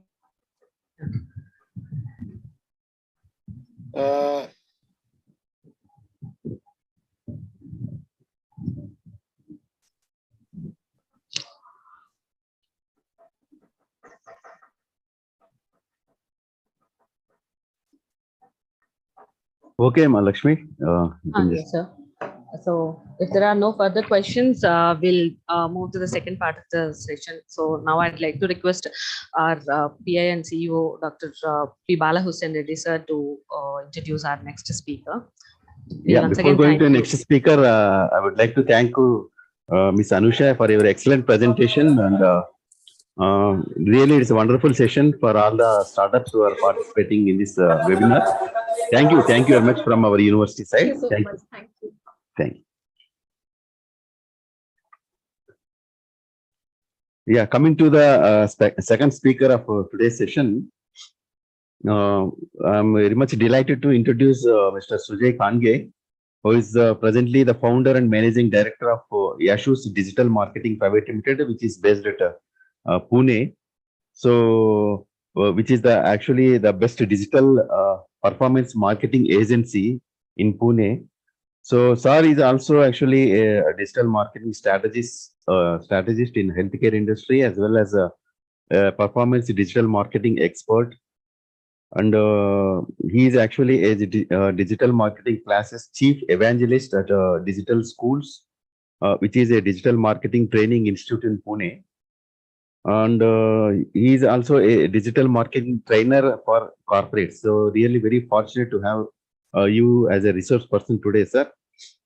And he is a dynamic and highly motivated digital marketing consultant from Pune since last 12 years, successfully managing a different digital marketing campaign for a leading niche like BFSI, consumer pharmacy, travel and tourism, real estate, education, e-commerce, fashion, consumer electronics, and whatnot.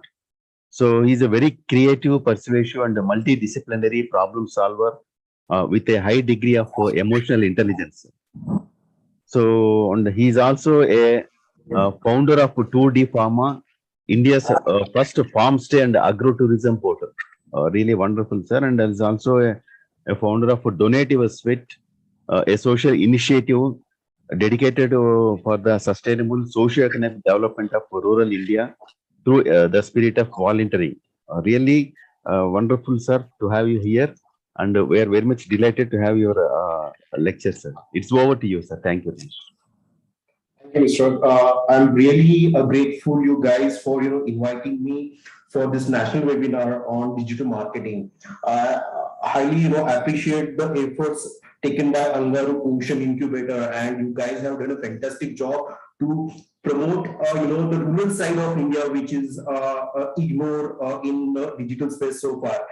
So I highly congratulated all those participants who has enrolled themselves for this incubator program and reach up to that level in terms of thinking to start something new for themselves as well as contributing to society. This is kind of a noble cause. Being a university and being a ANGRAU Poshan Incubator Center have been a practice, and I must say I would be more glad and more fortunate to participate and part of this activity. Again, I would like to thank Anusha for giving the brief about how to execute the digital marketing activity on a ground level. This is also quite important for each of the startup to understand nitty-gritties of those digital marketing execution part. The today's topic assigned to me is to talk about digital marketing channel for the startups, specifically or context to Agri startups. Okay. Prior to discussed on the today's topic, I'm going to put forward some of the insights about digital space first. Because when we start talking about agriculture startups, specifically agri startup which might have different kind of business models. In that scenario, we must need to understand how this digital marketing ecosystem has been put forward since last 5 years. Prior to 5 to 10 years, there was a very nascent activity or entire digital marketing in India.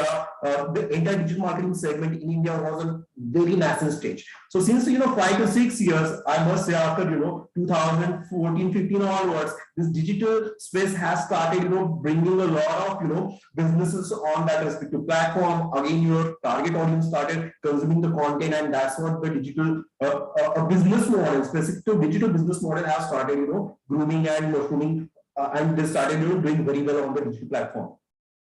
While we're discussing what kind of digital marketing channel really applicable for agri startup, we need to understand while checking the channels and while discussing the channel, we should know how this digital marketing ecosystem as well as your startup is going to talk hand to hand. So first thing first, you must split, or you must understand what type of business model you are into within the agri startup. So there would be, three kind of, normally there would be, three kind of a business model you're going to consider when it comes to the marketing. The first one is B2B, which is nothing but business to business. The second one is going to be a business to consumer, which is a business to or B2C, business to direct consumer. And the third one has been evolved since, digital has started gaining the momentum, which is the hybrid business model, where some part of your business is also going to cater B2B and some part of your business is also going to cater, your consumer side or B2C side. There is a classic example like a Flipkart or Amazon. They have that kind of business models. Most of the aggregator business model who don't have anything to sell, but they combine the supplier side and the consumer side together in a technological platform. Those are some of the upcoming or the hybrid business model has been shaped up since 6 to 7 years here in India. So when we're discussing about what kind of digital marketing channel really going to work for your business, first thing first, we need to understand how our business model is going to complement to our target audience, whether we belongs to B2B or where we belongs to B2C. B2B is a business to business and B2C is a business to consumer. So why I'm going to stress on that business model ideation at the first level is each of your target audience is going to consume a different type of content on digital platform. On the basis of that content consumption pattern related to your product or services, that respective fellow is going to decide whether to inquire with you or whether to buy from you. When I state that your target audience, according to your business model, is going to consume the content, most of the time your business, what you offer, either the product or services, that is not going to consume digitally. Try to understand. You are going to market yourself, that respective target audience of yours is going to consume that respective content to take the decision. And ultimately, we are going to make ourselves more aware about what kind of content and what type of channel is applicable to your business model. That's the starting point when we start discussing about the digital marketing channel or digital marketing activity for your business. Okay, when we, being a digital marketing agency, when we serve specific to agriculture business, first thing first, we are going to jot down, this respect to understanding about whether this business model is B2B or B2C. The next step, once we understand, the business model, the next step would be, we are going to understand that respective product inside out. Okay, being a digital marketer, you need to put yourself into the shoes of product manager. Till the time you haven't, understand the full total of, your product or services. I mean to say the unique selling proposition, whom that respective product is going to be applicable, how the target audience is going to consume that respective product, and the product consumption pattern. Okay, so all those respective product oriented information is quite important being a digital marketer, or let's say the let's say founder of the startup. You should understand and you start brainstorm about the product understanding, because most of the time when you start discussing about the digital marketing strategy or channel, most of the time you haven't understand this product USP, product offering inside out. This is quite important for us to understand this product information inside out, which will give you better understanding about what type of customer really going to consume my product. This is called a persona building activity before entering into digital marketing.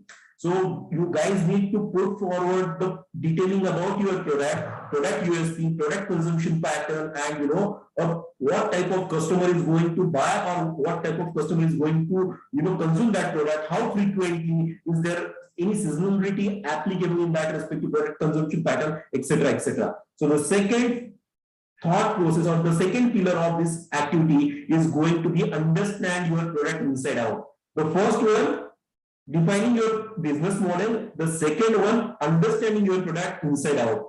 And the third one, which is ultimately understanding your customer profile, where I have put down the persona. So you need to understand what type of customer is going to consume your product. So we do have one, let's say, client from Maharashtra itself. They are the agriculture client. They are into bigger and tiller, machineries. And again, while understanding the product inside out, being a digital marketing agency, we came to know that the one type of 8 horsepower motor car tiller is going to suffice the requirement for paddy farmer as well as for sugarcane farmer. And being big diversity in the agriculture and the culture as well here in India, marketing one product for the single product to different demography, different geography is very crucial. And while considering that product need to promote digitally, where we have understood very few farmers are going to consider to buy that respective product, where the product cost is around 1 lakh rupees. And again, understanding that product digitally and buying that product digitally was quite difficult. That was our understanding. And once we start understanding, again, this applicability of that product is for the different crop pattern, and that respective crop pattern is going to groom in a different kind of geography here in India. While we do the synthesis about localized flavor about that respective product, context to crop pattern, we came to know that the product consumption pattern for let's say sugarcane farmer is quite different as compared to the paddy farmer. Okay, the same product with the 8 horsepower motor is going to work differently for different kind of customer. So being a digital marketing company or agency, we have put down the persona profiling in a very straightforward manner of sugarcane farmer from Maharashtra, sugarcane farmer from UP, and a sugarcane farmer from some part of Karnataka and Gujarat. They are going to consider that product differently as per the requirement of theirs as compared to the paddy farmer from southern countries or southern part of our India. So this is something we are going to split each of the geography, each of the topography, and on the basis of that one, we have come up with the strategy how we are going to promote that respective product on what kind of channel with what kind of communication. So this is what promoting on a different channel must require the understanding of your personas or understanding your customer. So we done that respective activity, which is a third pillar of your marketing, is understanding your customer. Once we understood the customer, the next one is we are going to put down that respective customer behavior pattern context to the content. Okay, as I have mentioned, most of the time your target audience, your customer, potential customer is not going to consume your product or your services online or on digital platform. Okay, the content is very crucial. How you are going to communicate your offering to your target audience is quite a matter.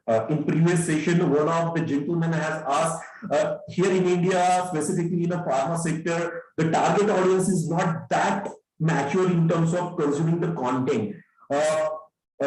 Again, Anusha has explained them in a very excellent way in terms of how to execute, etc., etc. But here, what we need to stress on is the communication pattern. Okay, if we started talking about Telangana customer for the tiller-oriented or leader-oriented product, we must need to understand the agriculture pattern, the crop pattern, and the culture itself. On the basis of that culture, I mean to say, when I put forward the culture concept here, that culture is the economical culture, where that fellow is quite inclined towards getting that respective product on the credit or directly going to approach to the local vendor. So that economical culture we need to understand, because here in India most of the time there will be 3 patterns of the economical cycle has been observed: the Kharif, Rabi, and the rainy before the rainy season. So those 3 patterns you need to understand very well to understand the economical culture. On the basis of that one, we should keep in mind what need to communicate, where that customer is going to consume the content and going to take the decision whether to inquire with you or going to, let's say, inquire with your dealer or sub dealer, etc., etc. That's what your digital marketing is going to create a lot of churning in around your target audience mind where he is going to take the action to reach to out the different media. It might be with your local dealer, it might be on your website, it might be on your YouTube channel or Facebook, whatever it may be. But understanding the customer consumption or content consumption pattern, which is a fourth pillar of your digital marketing activity.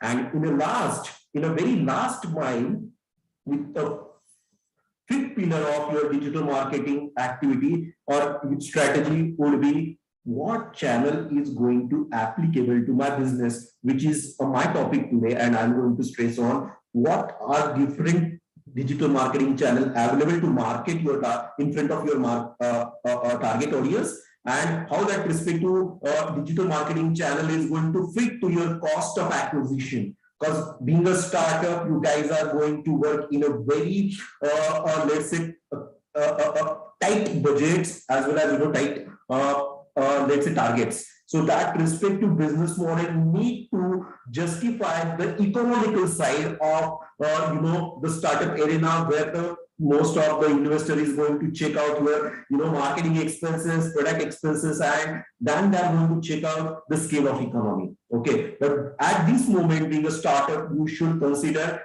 a very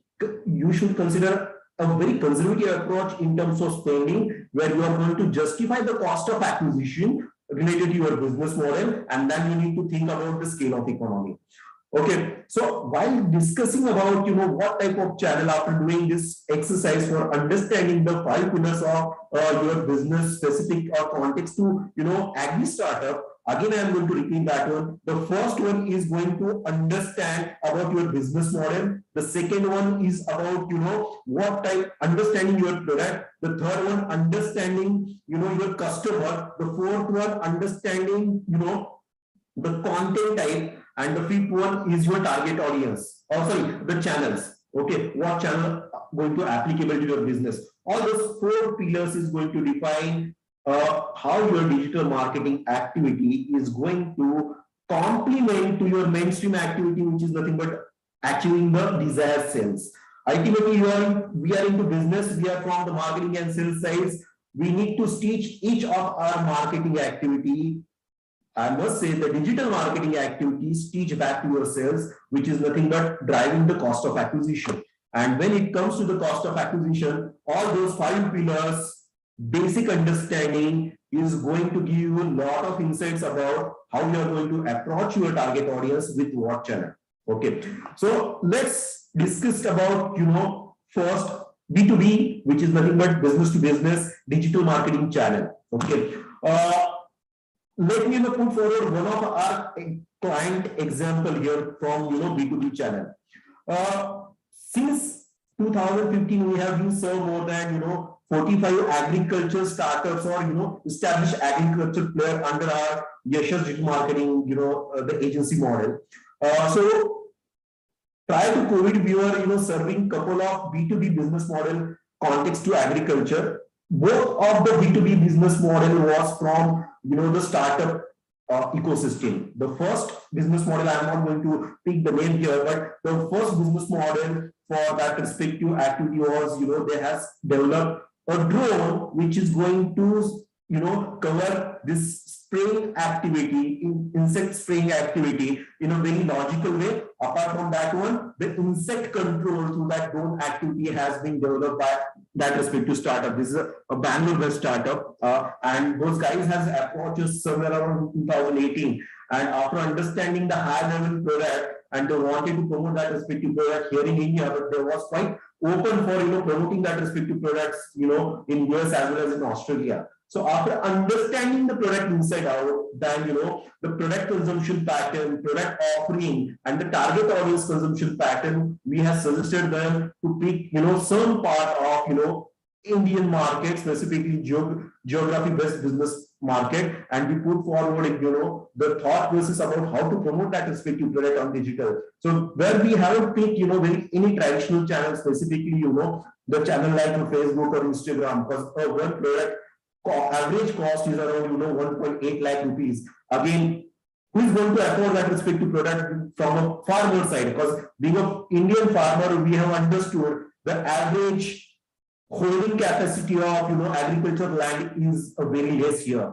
And if someone is going to, consider that drone to spray the insecticides or control that one, that fellow must have at least holding 100 acres to justify that respective product costing. And again, that come along with some maintenance and recurring servicing, etc., etc. So we have come up with the strategy to penetrate Indian market differently as compared to penetrate US and Australian market differently. And context to here, we only pick the Google specifically paid advertisement and the organic one to promote here in India, and we have picked Google paid advertisement and Facebook advertisement apart from the YouTube advertisement specifically for US and Australian continent. The same product, where the same product is going to be applicable for different geography, but the digital marketing channel here we consider the different, even the communication pattern.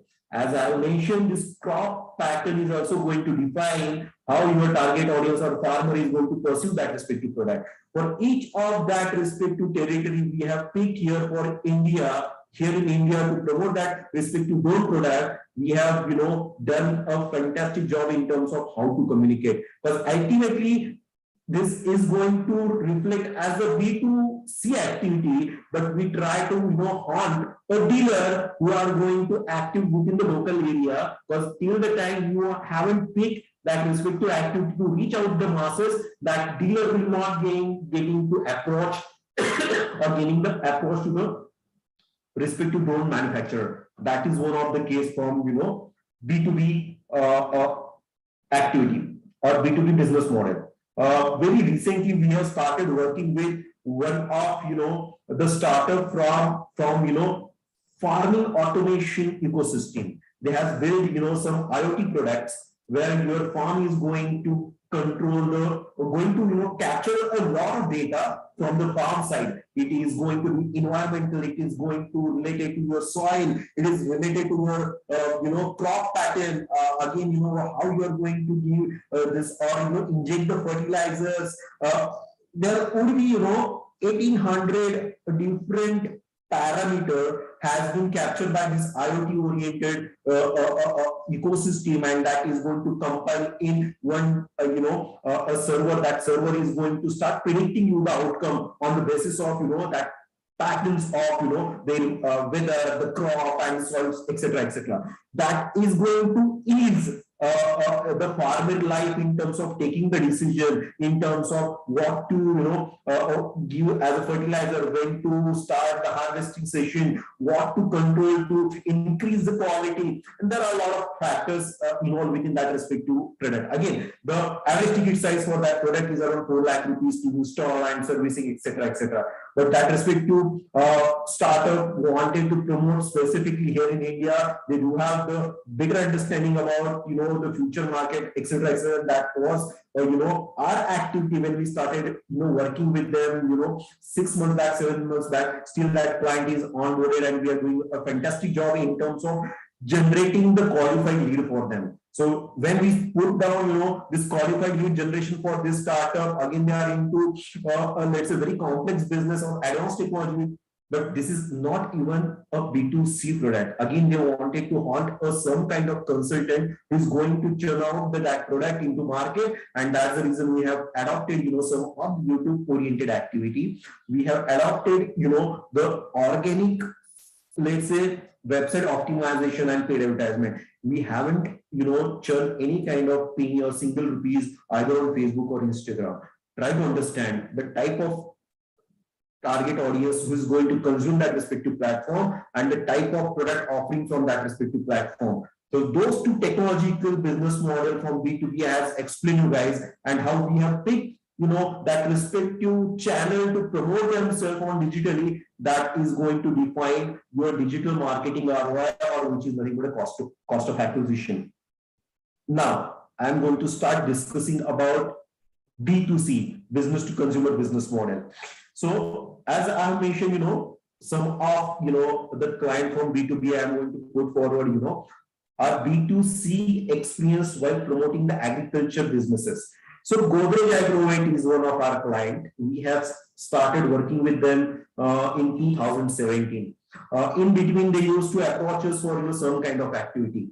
Prior to COVID in 2019 till 2020, we have done a fantastic job for them to promote the cattle field. Okay, so while promoting this cattle field in a consumer segment, they wanted to increase the footfall at the local stores, local suppliers.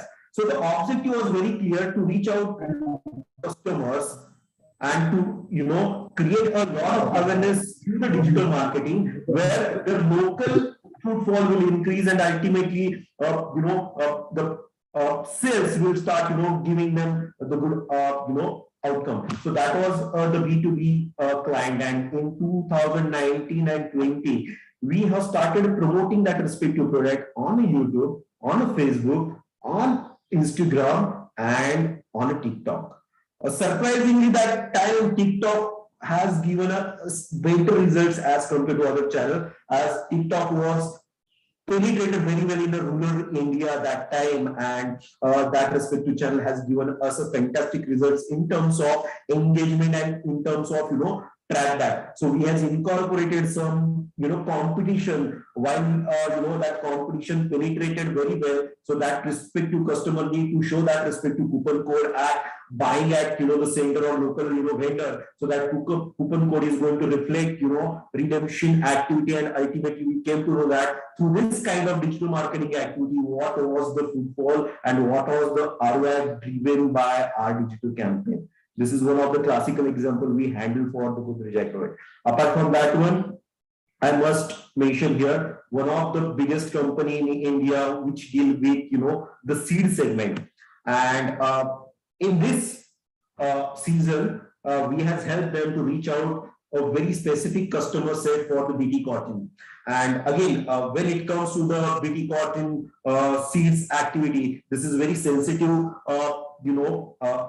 matter, specifically sensitive issues in here in India, because the delay in the raining stuff. There are a lot of cases each and every year is going to observe in terms of non-productivity, non-grooming, and non-budding, etc., etc.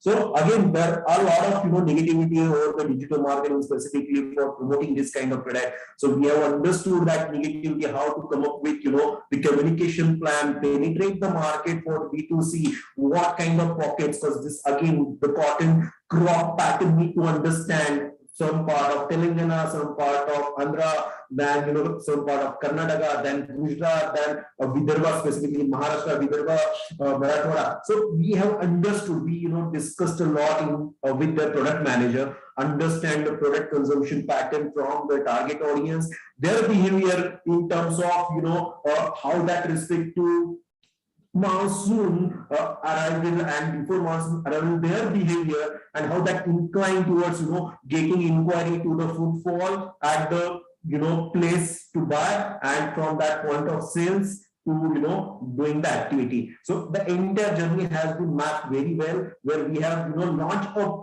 foolproof campaign from teaser to product promotion. That entire campaign has been stitched in a 6 stages, from teaser, then revealing the product, giveaways, then product promotion, and then product feedback. So all those respective marketing stages has been covered by defining the campaign, where we have picked a digital marketing channel so smartly, where the digital marketing we concentrated fully on the Instagram these days. We started putting very small amount on Facebook, but we started concentrating on the Instagram, the YouTube very well. So surprisingly, we came to know that there are a lot of interaction on the YouTube specific to this kind of product, as most of the people have started consuming agriculture activity from rural India on YouTube, where you will get a lot of insights in terms of whom, what, etc., etc. But those are activity we have done for that BT cotton company very well. So here I have put forward the couple of example from B2B, couple of example from B2C. Now I'm started giving you the basic understanding about what are different channels available to market the agri startups on a digital platform. So my dear one of the channel or few of the channel would not applicable to your business model. That is something you need to understand, because whatever channel is available, you really need to think whether our target audience is available there, whether that respective audience is going to take the initiative to reach out in terms of inquiry or to buy from you, and then you need to understand the cost involved within that activity, because ultimately the cost of acquisition is very sensitive or crucial matter for the startups. Then what type of channels are available to market your startup, agri startup? The first thing first, you need to build your digital identity, which is nothing but your website, in a very, very logical and a technical way. When I state that technical way, technicality to your business, you might involve with B2B product or B2C product, but being agriculture startup, there must be some techniques involved, either for B2B or B2C. You need to put forward the pain point of your customer in a very collaborative manner, where the target audience is going to start. Ultimately, the information is overloaded on the internet. When your target audience will start consuming that respective information, there will be a big question of them how to trust on you. Okay, so through your website, the first pillar or the first activity you are going to stitch in between your target audience and your product offering or service offering is about building the trust. And the website is the only medium or only digital marketing channel going to build the trust in between two supplier or two, the points, which is nothing but a supplier side and the consumer side. Okay, so building that respective trust is only going to possible through the website.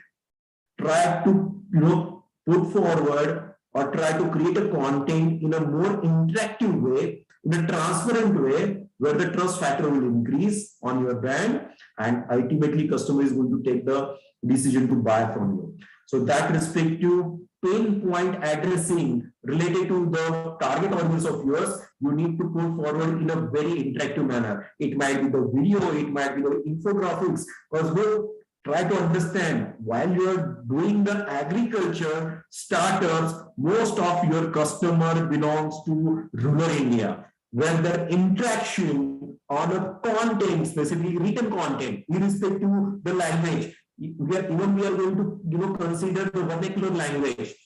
But while we are going to consider the target audience belongs to rural India and farming oriented activity, their decision making happens either to see the graphics or the motion pictures, which is nothing but a video. So those kind of creatives or those kind of content is really going to click, and that is something you need to address the pain point of your target audience with that kind of interaction pattern. Ultimately, the website is going to be consumed. The next question might be going to ask by you guys: how many customers are going to or really serious about to consume your website? Look, the trend has started changing. The upcoming generation within the farming community, those who has done their primary schooling, secondary schooling, and most of the age group in between 25 to 35, they must have done their graduation, and they do have the potential to take the decision. So those of the customer have started inclining towards consuming the content till the end. It's not only on the checking the Facebook, not on the Insta or not on the YouTube. They try to penetrate their search till the last mile, and your last mile would be the website. If you really want to grab or take the first mover advantage, this is the high time to create your digital presence, specifically on your website. And that's the reason I'm stressing on create your website, which is the face, digital face for your business, and that will create the trust factor. Once you started creating the website along with some interactive pattern, I must press on the communication style. Try to understand while you are going to address most of the target audience from the rural India, you need to understand the local flavor. You need to understand what type of communication is really going to create vibes or the virality, and pick that vernacular tone or tone of your communication, put forward your strategy along with the stress point of your target audience, and create a content. So what are the B2C digital marketing activity we have handled so far in last 6 years for the pharmaceutical businesses? We adopted a vernacular language, either from West Bengal or either from Kerala. We have come up with the localized flavor about the communication that has done a fantastic job and which has given us a better ROI or better cost of acquisition. But along with what need to communicate. This is the second part, which is I have mentioned to create a communication on your website, creating the website, which is identity, and creating the communication. Might be you require to create a lot of different language oriented landing pages or the product, but which is highly recommended, which is worth to invest. The second buzz or the second channel that I'm going to put forward here is social media marketing. Okay, when it comes to the social media, there are a lot of channels available these days to market your product or services in front of your target audience or your guys. The Facebook, Instagram, YouTube, Twitter, LinkedIn. There are apart from that, a lot of local channels is also available. But you need to understand what digital marketing channel is really going to applicable to your business. Google My Business page is one of the good, the platform where you need to list your business, where most of the local consumer will start approaching you. Because in your business, this face value is quite important for your target audience, either through your digital or actual point of sale outlet. But if you started creating that Google My Business page, is also going to help you out in terms of reaching out your customer. Let's discuss quickly the channel one by one. The Facebook penetration here in India is quite good, but day by day, due to the content on the Facebook, people have started shying away and they incline towards the Instagram. So most probably the Instagram is going to be the biggest social media channel. As that channel is going to provide you, the very interactive way to present yourself. It might be, the background music, it come along with the motion pictures or videos or the, lot of information in a quick bites, and that respective stuff is going to help you out in terms of, reaching out your target audience. The second your channel I have mentioned is Instagram, then the YouTube. Ultimately, when being a digital marketing experts, being a 15-year experience into this field, what I have observed and what I can predict here is any product of the Google do have a big future. So YouTube is going to be a biggest content platform or content consumption platform in the future, where people will start, trusting on the YouTube. These days, who are going to consume the content on the internet, they start their journey from the Google itself. When they wanted to log in Facebook, when they wanted to log in LinkedIn, they are actually going to put forward their first step on Google and go to riot on that respective platform. Try to understand. That's what Google have developed as a trust within the consumer side. We are the consumer of Google. Okay. So being a consumer, we trust Google blindly. Whatever the information is going to suffice or going to provide by the Google, we are going to trust on the Google. Boss, Google has shown us the first 2 results. Let me click on any one result and I'm going to take the decision whether to inquire with that customer or not. Consciously, unconsciously, Google is the biggest decision maker in terms of that respective ecosystem, and we started trusting on the Google. Ultimately, down the line after 6 to 7 years, that respective Google is going to replace by the Google. As time is going to be the constraint, people want to get a, let's say, demonstrative oriented information or the content, and they don't want to spend more time in terms of reading the stuff, etc., etc. So this platform is going to be the futuristic platform for any type of business model. So try to create a video oriented content, try to build yourself and create your presence on that platform. Then next comes to the next upcoming platform, which is the LinkedIn. Okay, this is a B2B platform, this is a professional platform. Even within this ecosystem of yours, agriculture startups, those who intended to start their B2B business model, they should not ignore this B2B platform, the LinkedIn.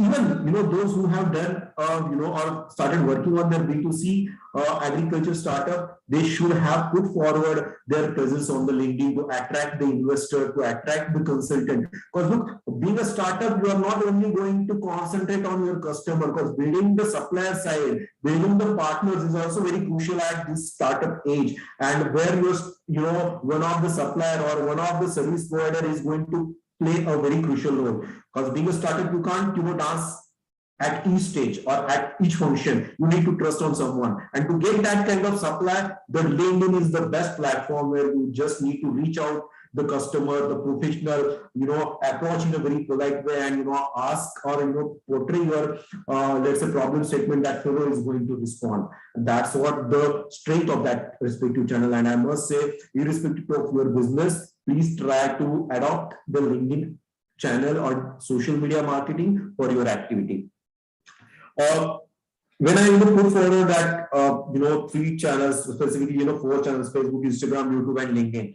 There are different channels applicable as well, the Twitter, then the Quora, etc. But those channels are not going to be that consumer oriented either, or the B2B oriented either. Those are the some of the supplementary channel on the basis of that respective channel property and your product offering. You have to decide whether to engage with that respective channel or not. Because while promoting yourself, you started considering more than 5 to 6 channels and started investing your time to generate the content, you might not going to fit in terms of you are not going to justify your time versus the reward, or investment versus the reward. So that is something you need to consider, what channel you are going to pick to promote yourself in a very scientific way. These days, each of the channel demand different types of content. Don't make the mistake to push same kind of content on Facebook, Insta, LinkedIn. So try to understand the content consumption pattern. On the basis of that one, generate or craft the scientific content and publish the different content as per the product offering of the channel property and the type of consumer interact on that respective platform. Then let's comes to the next channel, which is nothing but the Google, as I have already put forward my weightage on the Google side. Okay, so Google Organic and Google Paid. So organic is definitely going to be a gold mine and ideal business, or let's say digital marketing channel for each and every business. Because when you put forward your website or any of your digital property started ranking on Google, you ultimately start getting the customer at low cost. I'm not going to put the statement here as a free cost customer, because when you wanted to create your organic presence or wanted to achieve the organic presence, you have to invest from your time and as well as some kind of content or website or the technology. So this is also the cost factor for you. But ultimately, once we start understanding the cost of acquisition from different channels, because being a startup, when you are going to finalize 5 to 6 channels, where you are going to come up with the sales funnel. If you are going to allocate 1 lakh rupees to spend on digital, you are going to allocate that respective spend either for the Facebook, either for Insta, YouTube, and then the Google Organic, Google Pay. And ultimately, you need to build your sales funnel in a very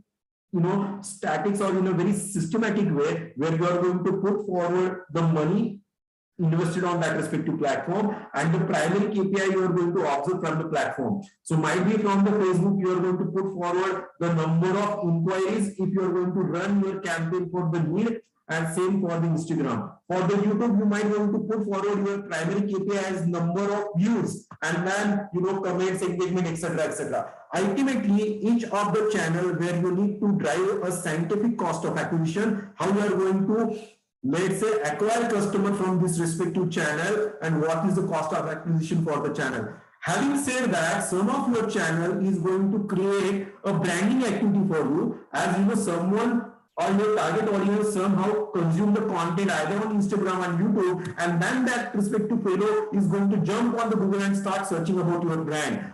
Again, that respective channels of Instagram and YouTube is going to assist to convert that customer from the Google. So you need to understand how this integrated digital marketing approach is going to work for you, where you are going to pick the scientific channel, or in a scientific way, you need to pick the channel either for branding or either from pure sales. And on the basis of that one, you need to build your sales funnel from exposure to click to inquiries to qualified inquiries or qualified leads, and leads, qualified leads to the sales. Ultimately, to achieve that respective sales, how much money you have been spent, you need to simplify, put forward your calculation to arrive on the cost of acquisition. And once you start driving this activity for each of the digital marketing channel, you will be in a better position to understand how much money I am going to invest in future and how the scale of economy is going to achieve throughout your digital marketing channel. Because these days, just put forward your activity on digital marketing is no more fashion.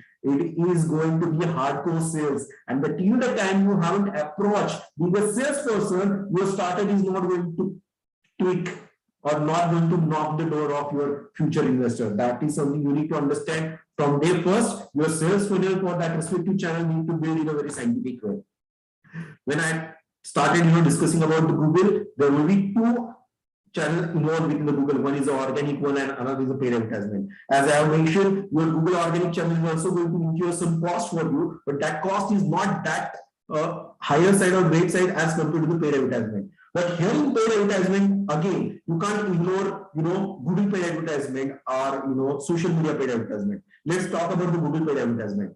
So you have created your business, being a startup, but you want an instant customer, but you are ready to pay to acquire that customer at the higher cost. As you know, opportunity cost is something quite important in a startup ecosystem where you need to acquire some customer to justify your business idea, to check out how your product is going to, adopt by your target audience in terms of, consumption, etc., etc. So you also require the customer, where the customer acquisition cost is no matter for you, at least for a couple of months or 1 quarter.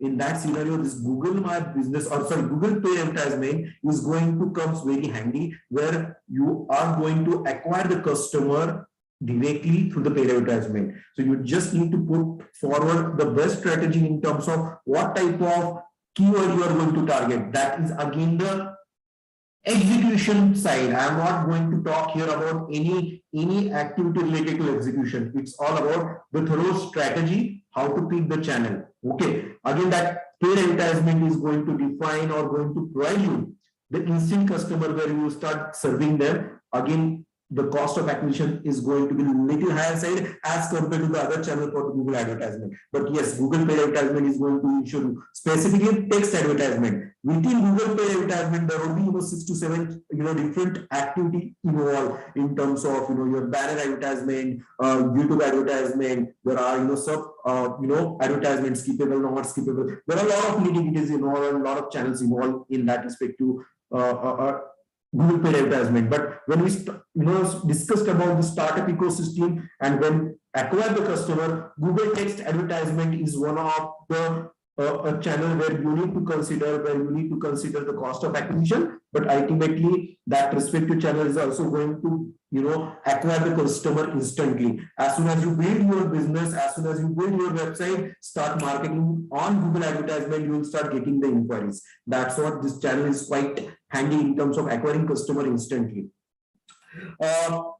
Again, we discussed about in a very holistic way about what are the channels available to market your startups, agri startups on a digital platform. These days, being an agri startup, you can't ignore the other ecosystem of digital space is aggregator website like Flipkart, Amazon. There are AgroStar, specifically in your segment, that respective aggregator done a fantastic job. Okay. Irrespective of your product, you will find a lot of customer going to search, even your customer going to search on that respective platform.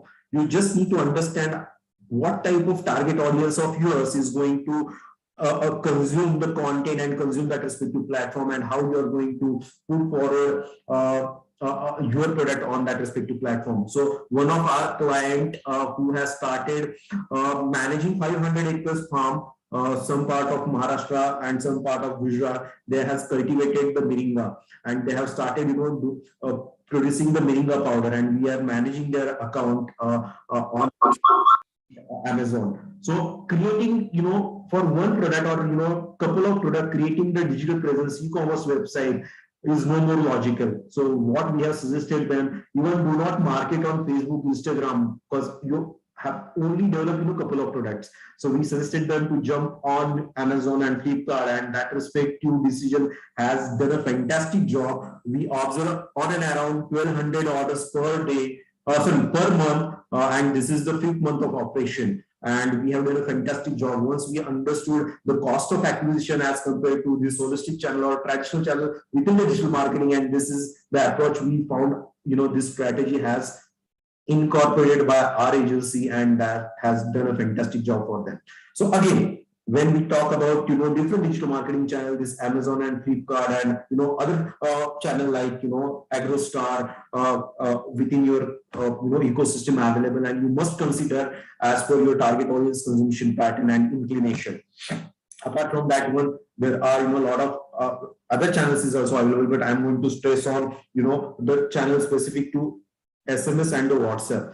So once you acquire the customer, you must need to design your drip communication, how to reach out to your target audience, because one time of touch point is not going to suffice in digital marketing. You need to knock your future customer door quite frequently, but keep in mind, you are not going to disturb their ecosystem as well or the privacy. So you need to define a communication. The first communication through SMS might be second one, follow with your WhatsApp. After, some time, give, some waiting time to your customer, and then again, knock up through, SMS or the WhatsApp. You might going to consider the email marketing as well. But again, ruler is very, very less. If your business model evolve into B2B, consider that one, but email is no more logical into B2C, specifically, agri startups.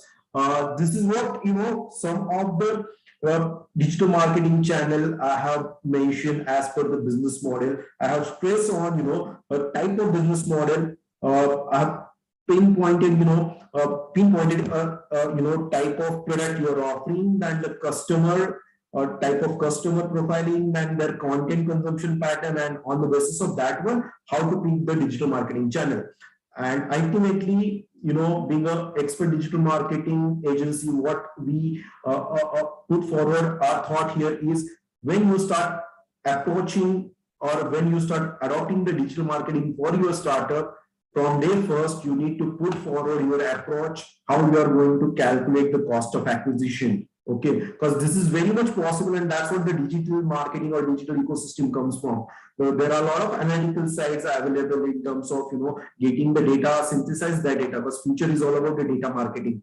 So you need to understand each of the key performance indicator, which is nothing but a KPI of your activity, which is nothing but impression to reach to click to inquiries, inquiry to qualified inquiry to sales. You need to put forward your thoughts for each of the activity. Being a startup owner, it is not recommended to execute each and everything at your end. Kindly appoint some experts, but being the owner of the startup, you should know each of the business insights on your fingertips, as I mentioned, the key performance indicator. You might want to discuss with your future agency or consultant, boss, what is the CTR, click-through ratio, because this is exposure to click is also matter a lot, as you are going to capture voice of share within the ecosystem. Again, click to inquiries and what inquiry cost is going to incur you, and at what level of your sales is going to drive. So there are different, let's say,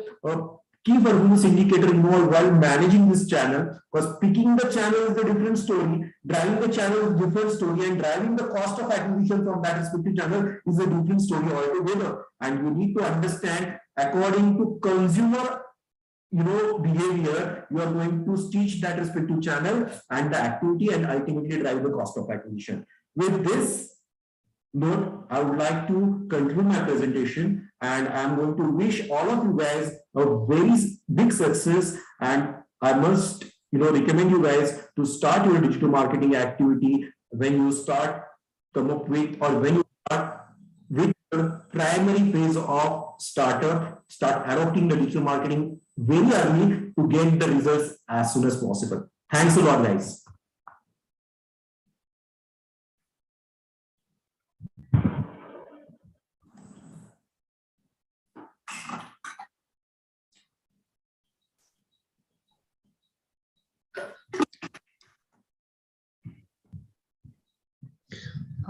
We once again thank you, sir, for the wonderful session. So you have given all the inputs required for the agri businesses to select the proper digital marketing channel for the better results for agri startups. Now, we'd like to give the session up for the question and answers. If you guys have any questions, you can ask. Sir will be answering your questions.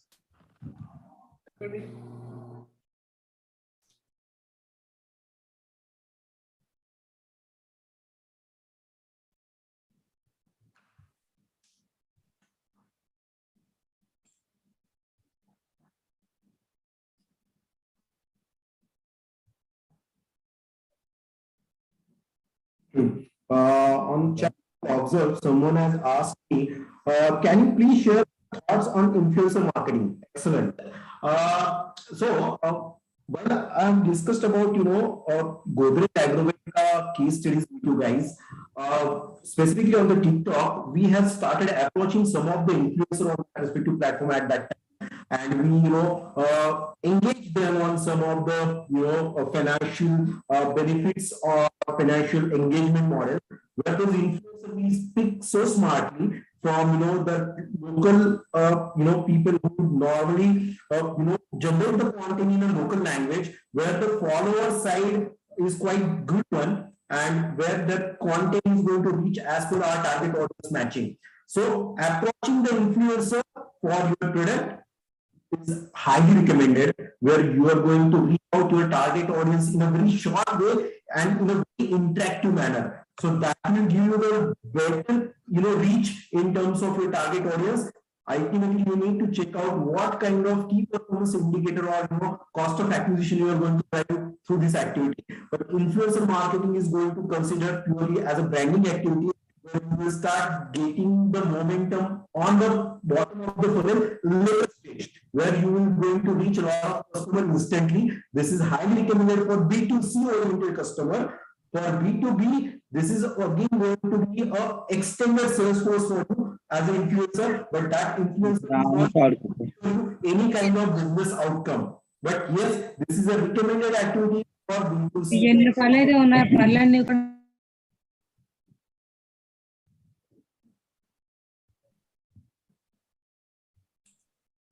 I hope I have managed to answer the question. You are from AgriTech.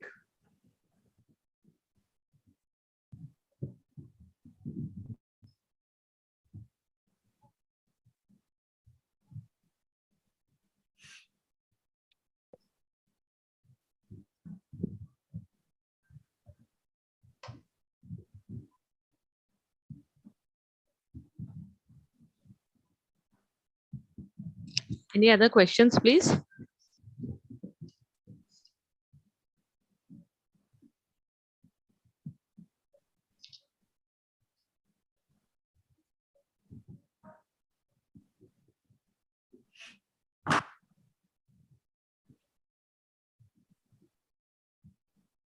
Any other questions from our incubators, please? There is one question on the chat.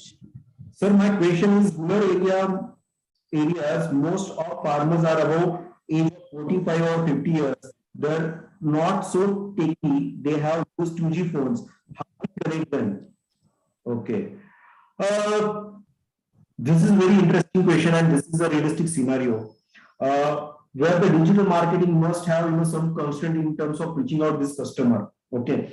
As this 2G and not having the smartphone is also going to be our biggest constraint while penetrate the rural market. Where we can recommend the strategy while defining your digital marketing plan, you must consider some budget for your offline activity as well, because this is something we can't overcome digitally, where you need to reach out to the customer, where a customer is going to consider some of the product or activity, and where you guys need to be present in terms of your target audience. So let me share one of our existing client case studies with you in this context. So this is one of our client. I hope my screen is visible to you guys.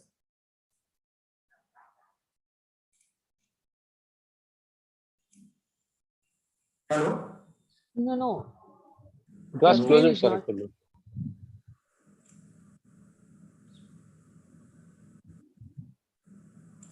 Just a minute. Now? Not yet, sir. Okay. So let me check out once again. Screen.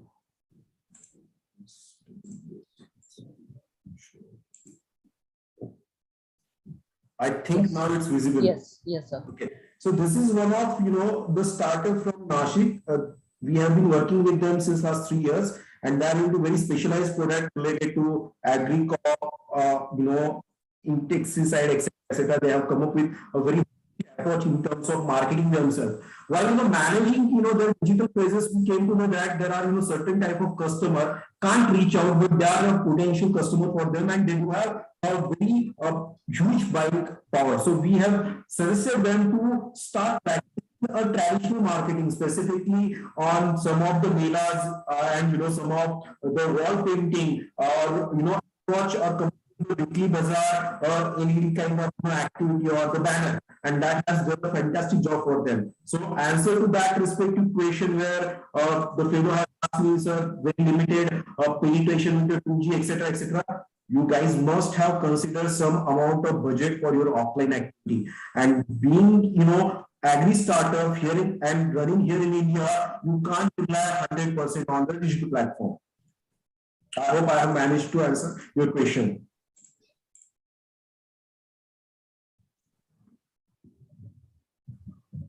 Hello.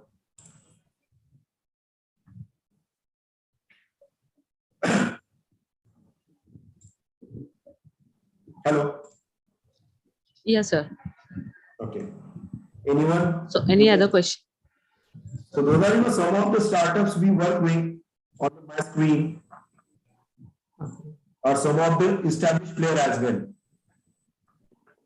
Okay. So in very quick way, what we have done into agri segment, let me put forward our or my own experience. Also belongs to farming family background, and while starting my own business, I wanted to do something on the farmer side. So being a digital marketing experts, I have started churning out the ideas and coin the idea in terms of creating the agriculture agritourism business model, specifically for a person who develop the agritourism or rural tourism activity, and to connect the urban traveler to that respective activity. And we have built this product in 2017, and 2017 we have successfully booked around 300 bookings per month, and we have let's say listed around 300 farmers from pan India, from Kerala to Himachal Pradesh. We are very specific what to propose, because this is not a portal related to, let's say, a kind of activity like resorts, etc., but this is a purely farming activity, being an urban consumer experience, where you can find a farm by type, farm by region, farm by experience, and farm by crop, where we try to create an ecosystem which is going to complement to mainstream farming activity, where we are consider the farmer as the base and his farming activity as the selling proposition. And fantastically, though this business model we haven't reached up to that level, but we say we have done a fantastic job in terms of penetrating the agriculture within the urban side, and we are still into a stage where we are going to pick up this business model, but we marketed this product for the farmer side as well and for the urban side as well.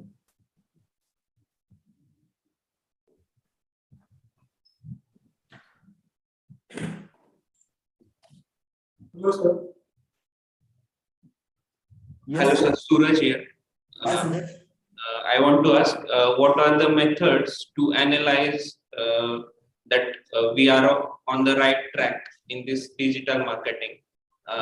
From where we should get statistics and everything related to leads and leads generation and conversion of leads into inquiry or sell. Okay, great. Good question. I must say, when you start developing a digital marketing plan, you need to put forward, the analysis or analytical side first. where I'm going to get the data.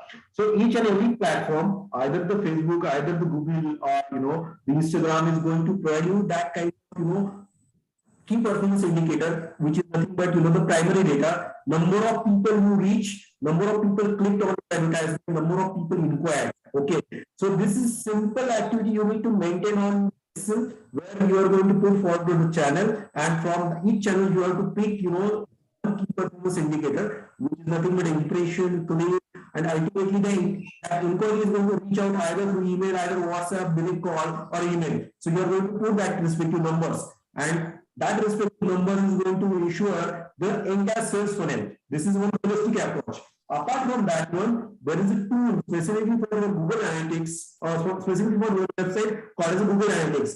You need to put forward that Google Analytics integration or Google Analytics code into your website, where you will be in a position to understand the entire journey of the customer from starting point, what channel, what type of keyword he has incorporated to reach out to your website, and interaction pattern of that respective photo on your website, either the visit time, then the bounce rate, then engagement, how many pages he has visited, what pages he has visited, from which page he has existed. So there are a lot of insights you get from the Google Analytics. But while put forward the Google Analytics stuff, this is a one type of the channel, but ultimately while working on a different digital marketing channel, you need to consider that respective channels, take KPIs and put that KPIs into Excel and simply put forward the sales funnel. After completing this session, I'll email you the organizer, some of the examples along with the presentation for better understanding. Yes. I hope I have managed to answer your question. Yes, sir. Thank you, sir.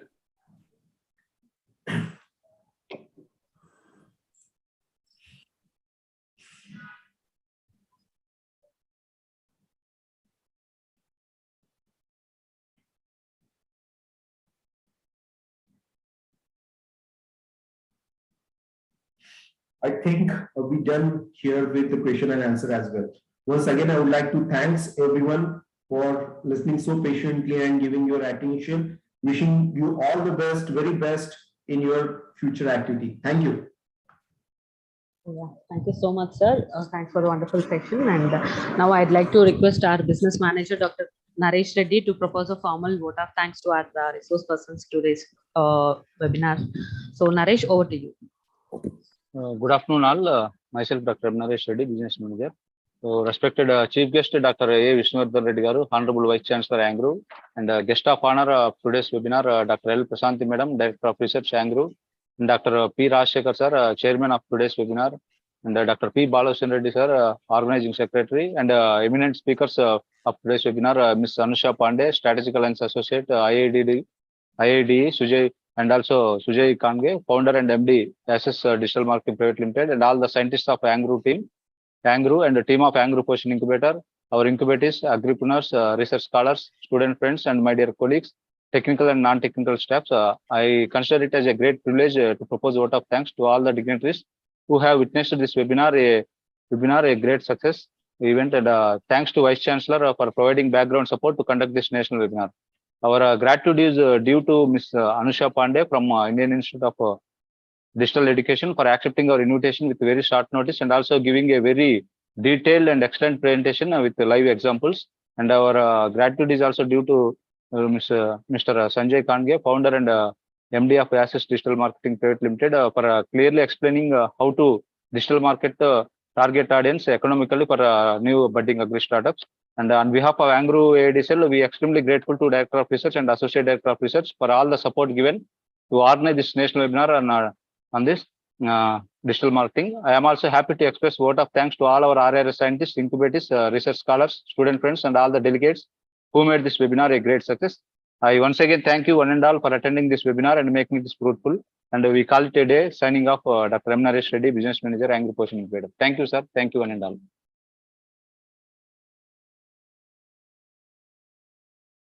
Thank you, sir. Thank you, Sujay, sir. Once again from my side. Thank you.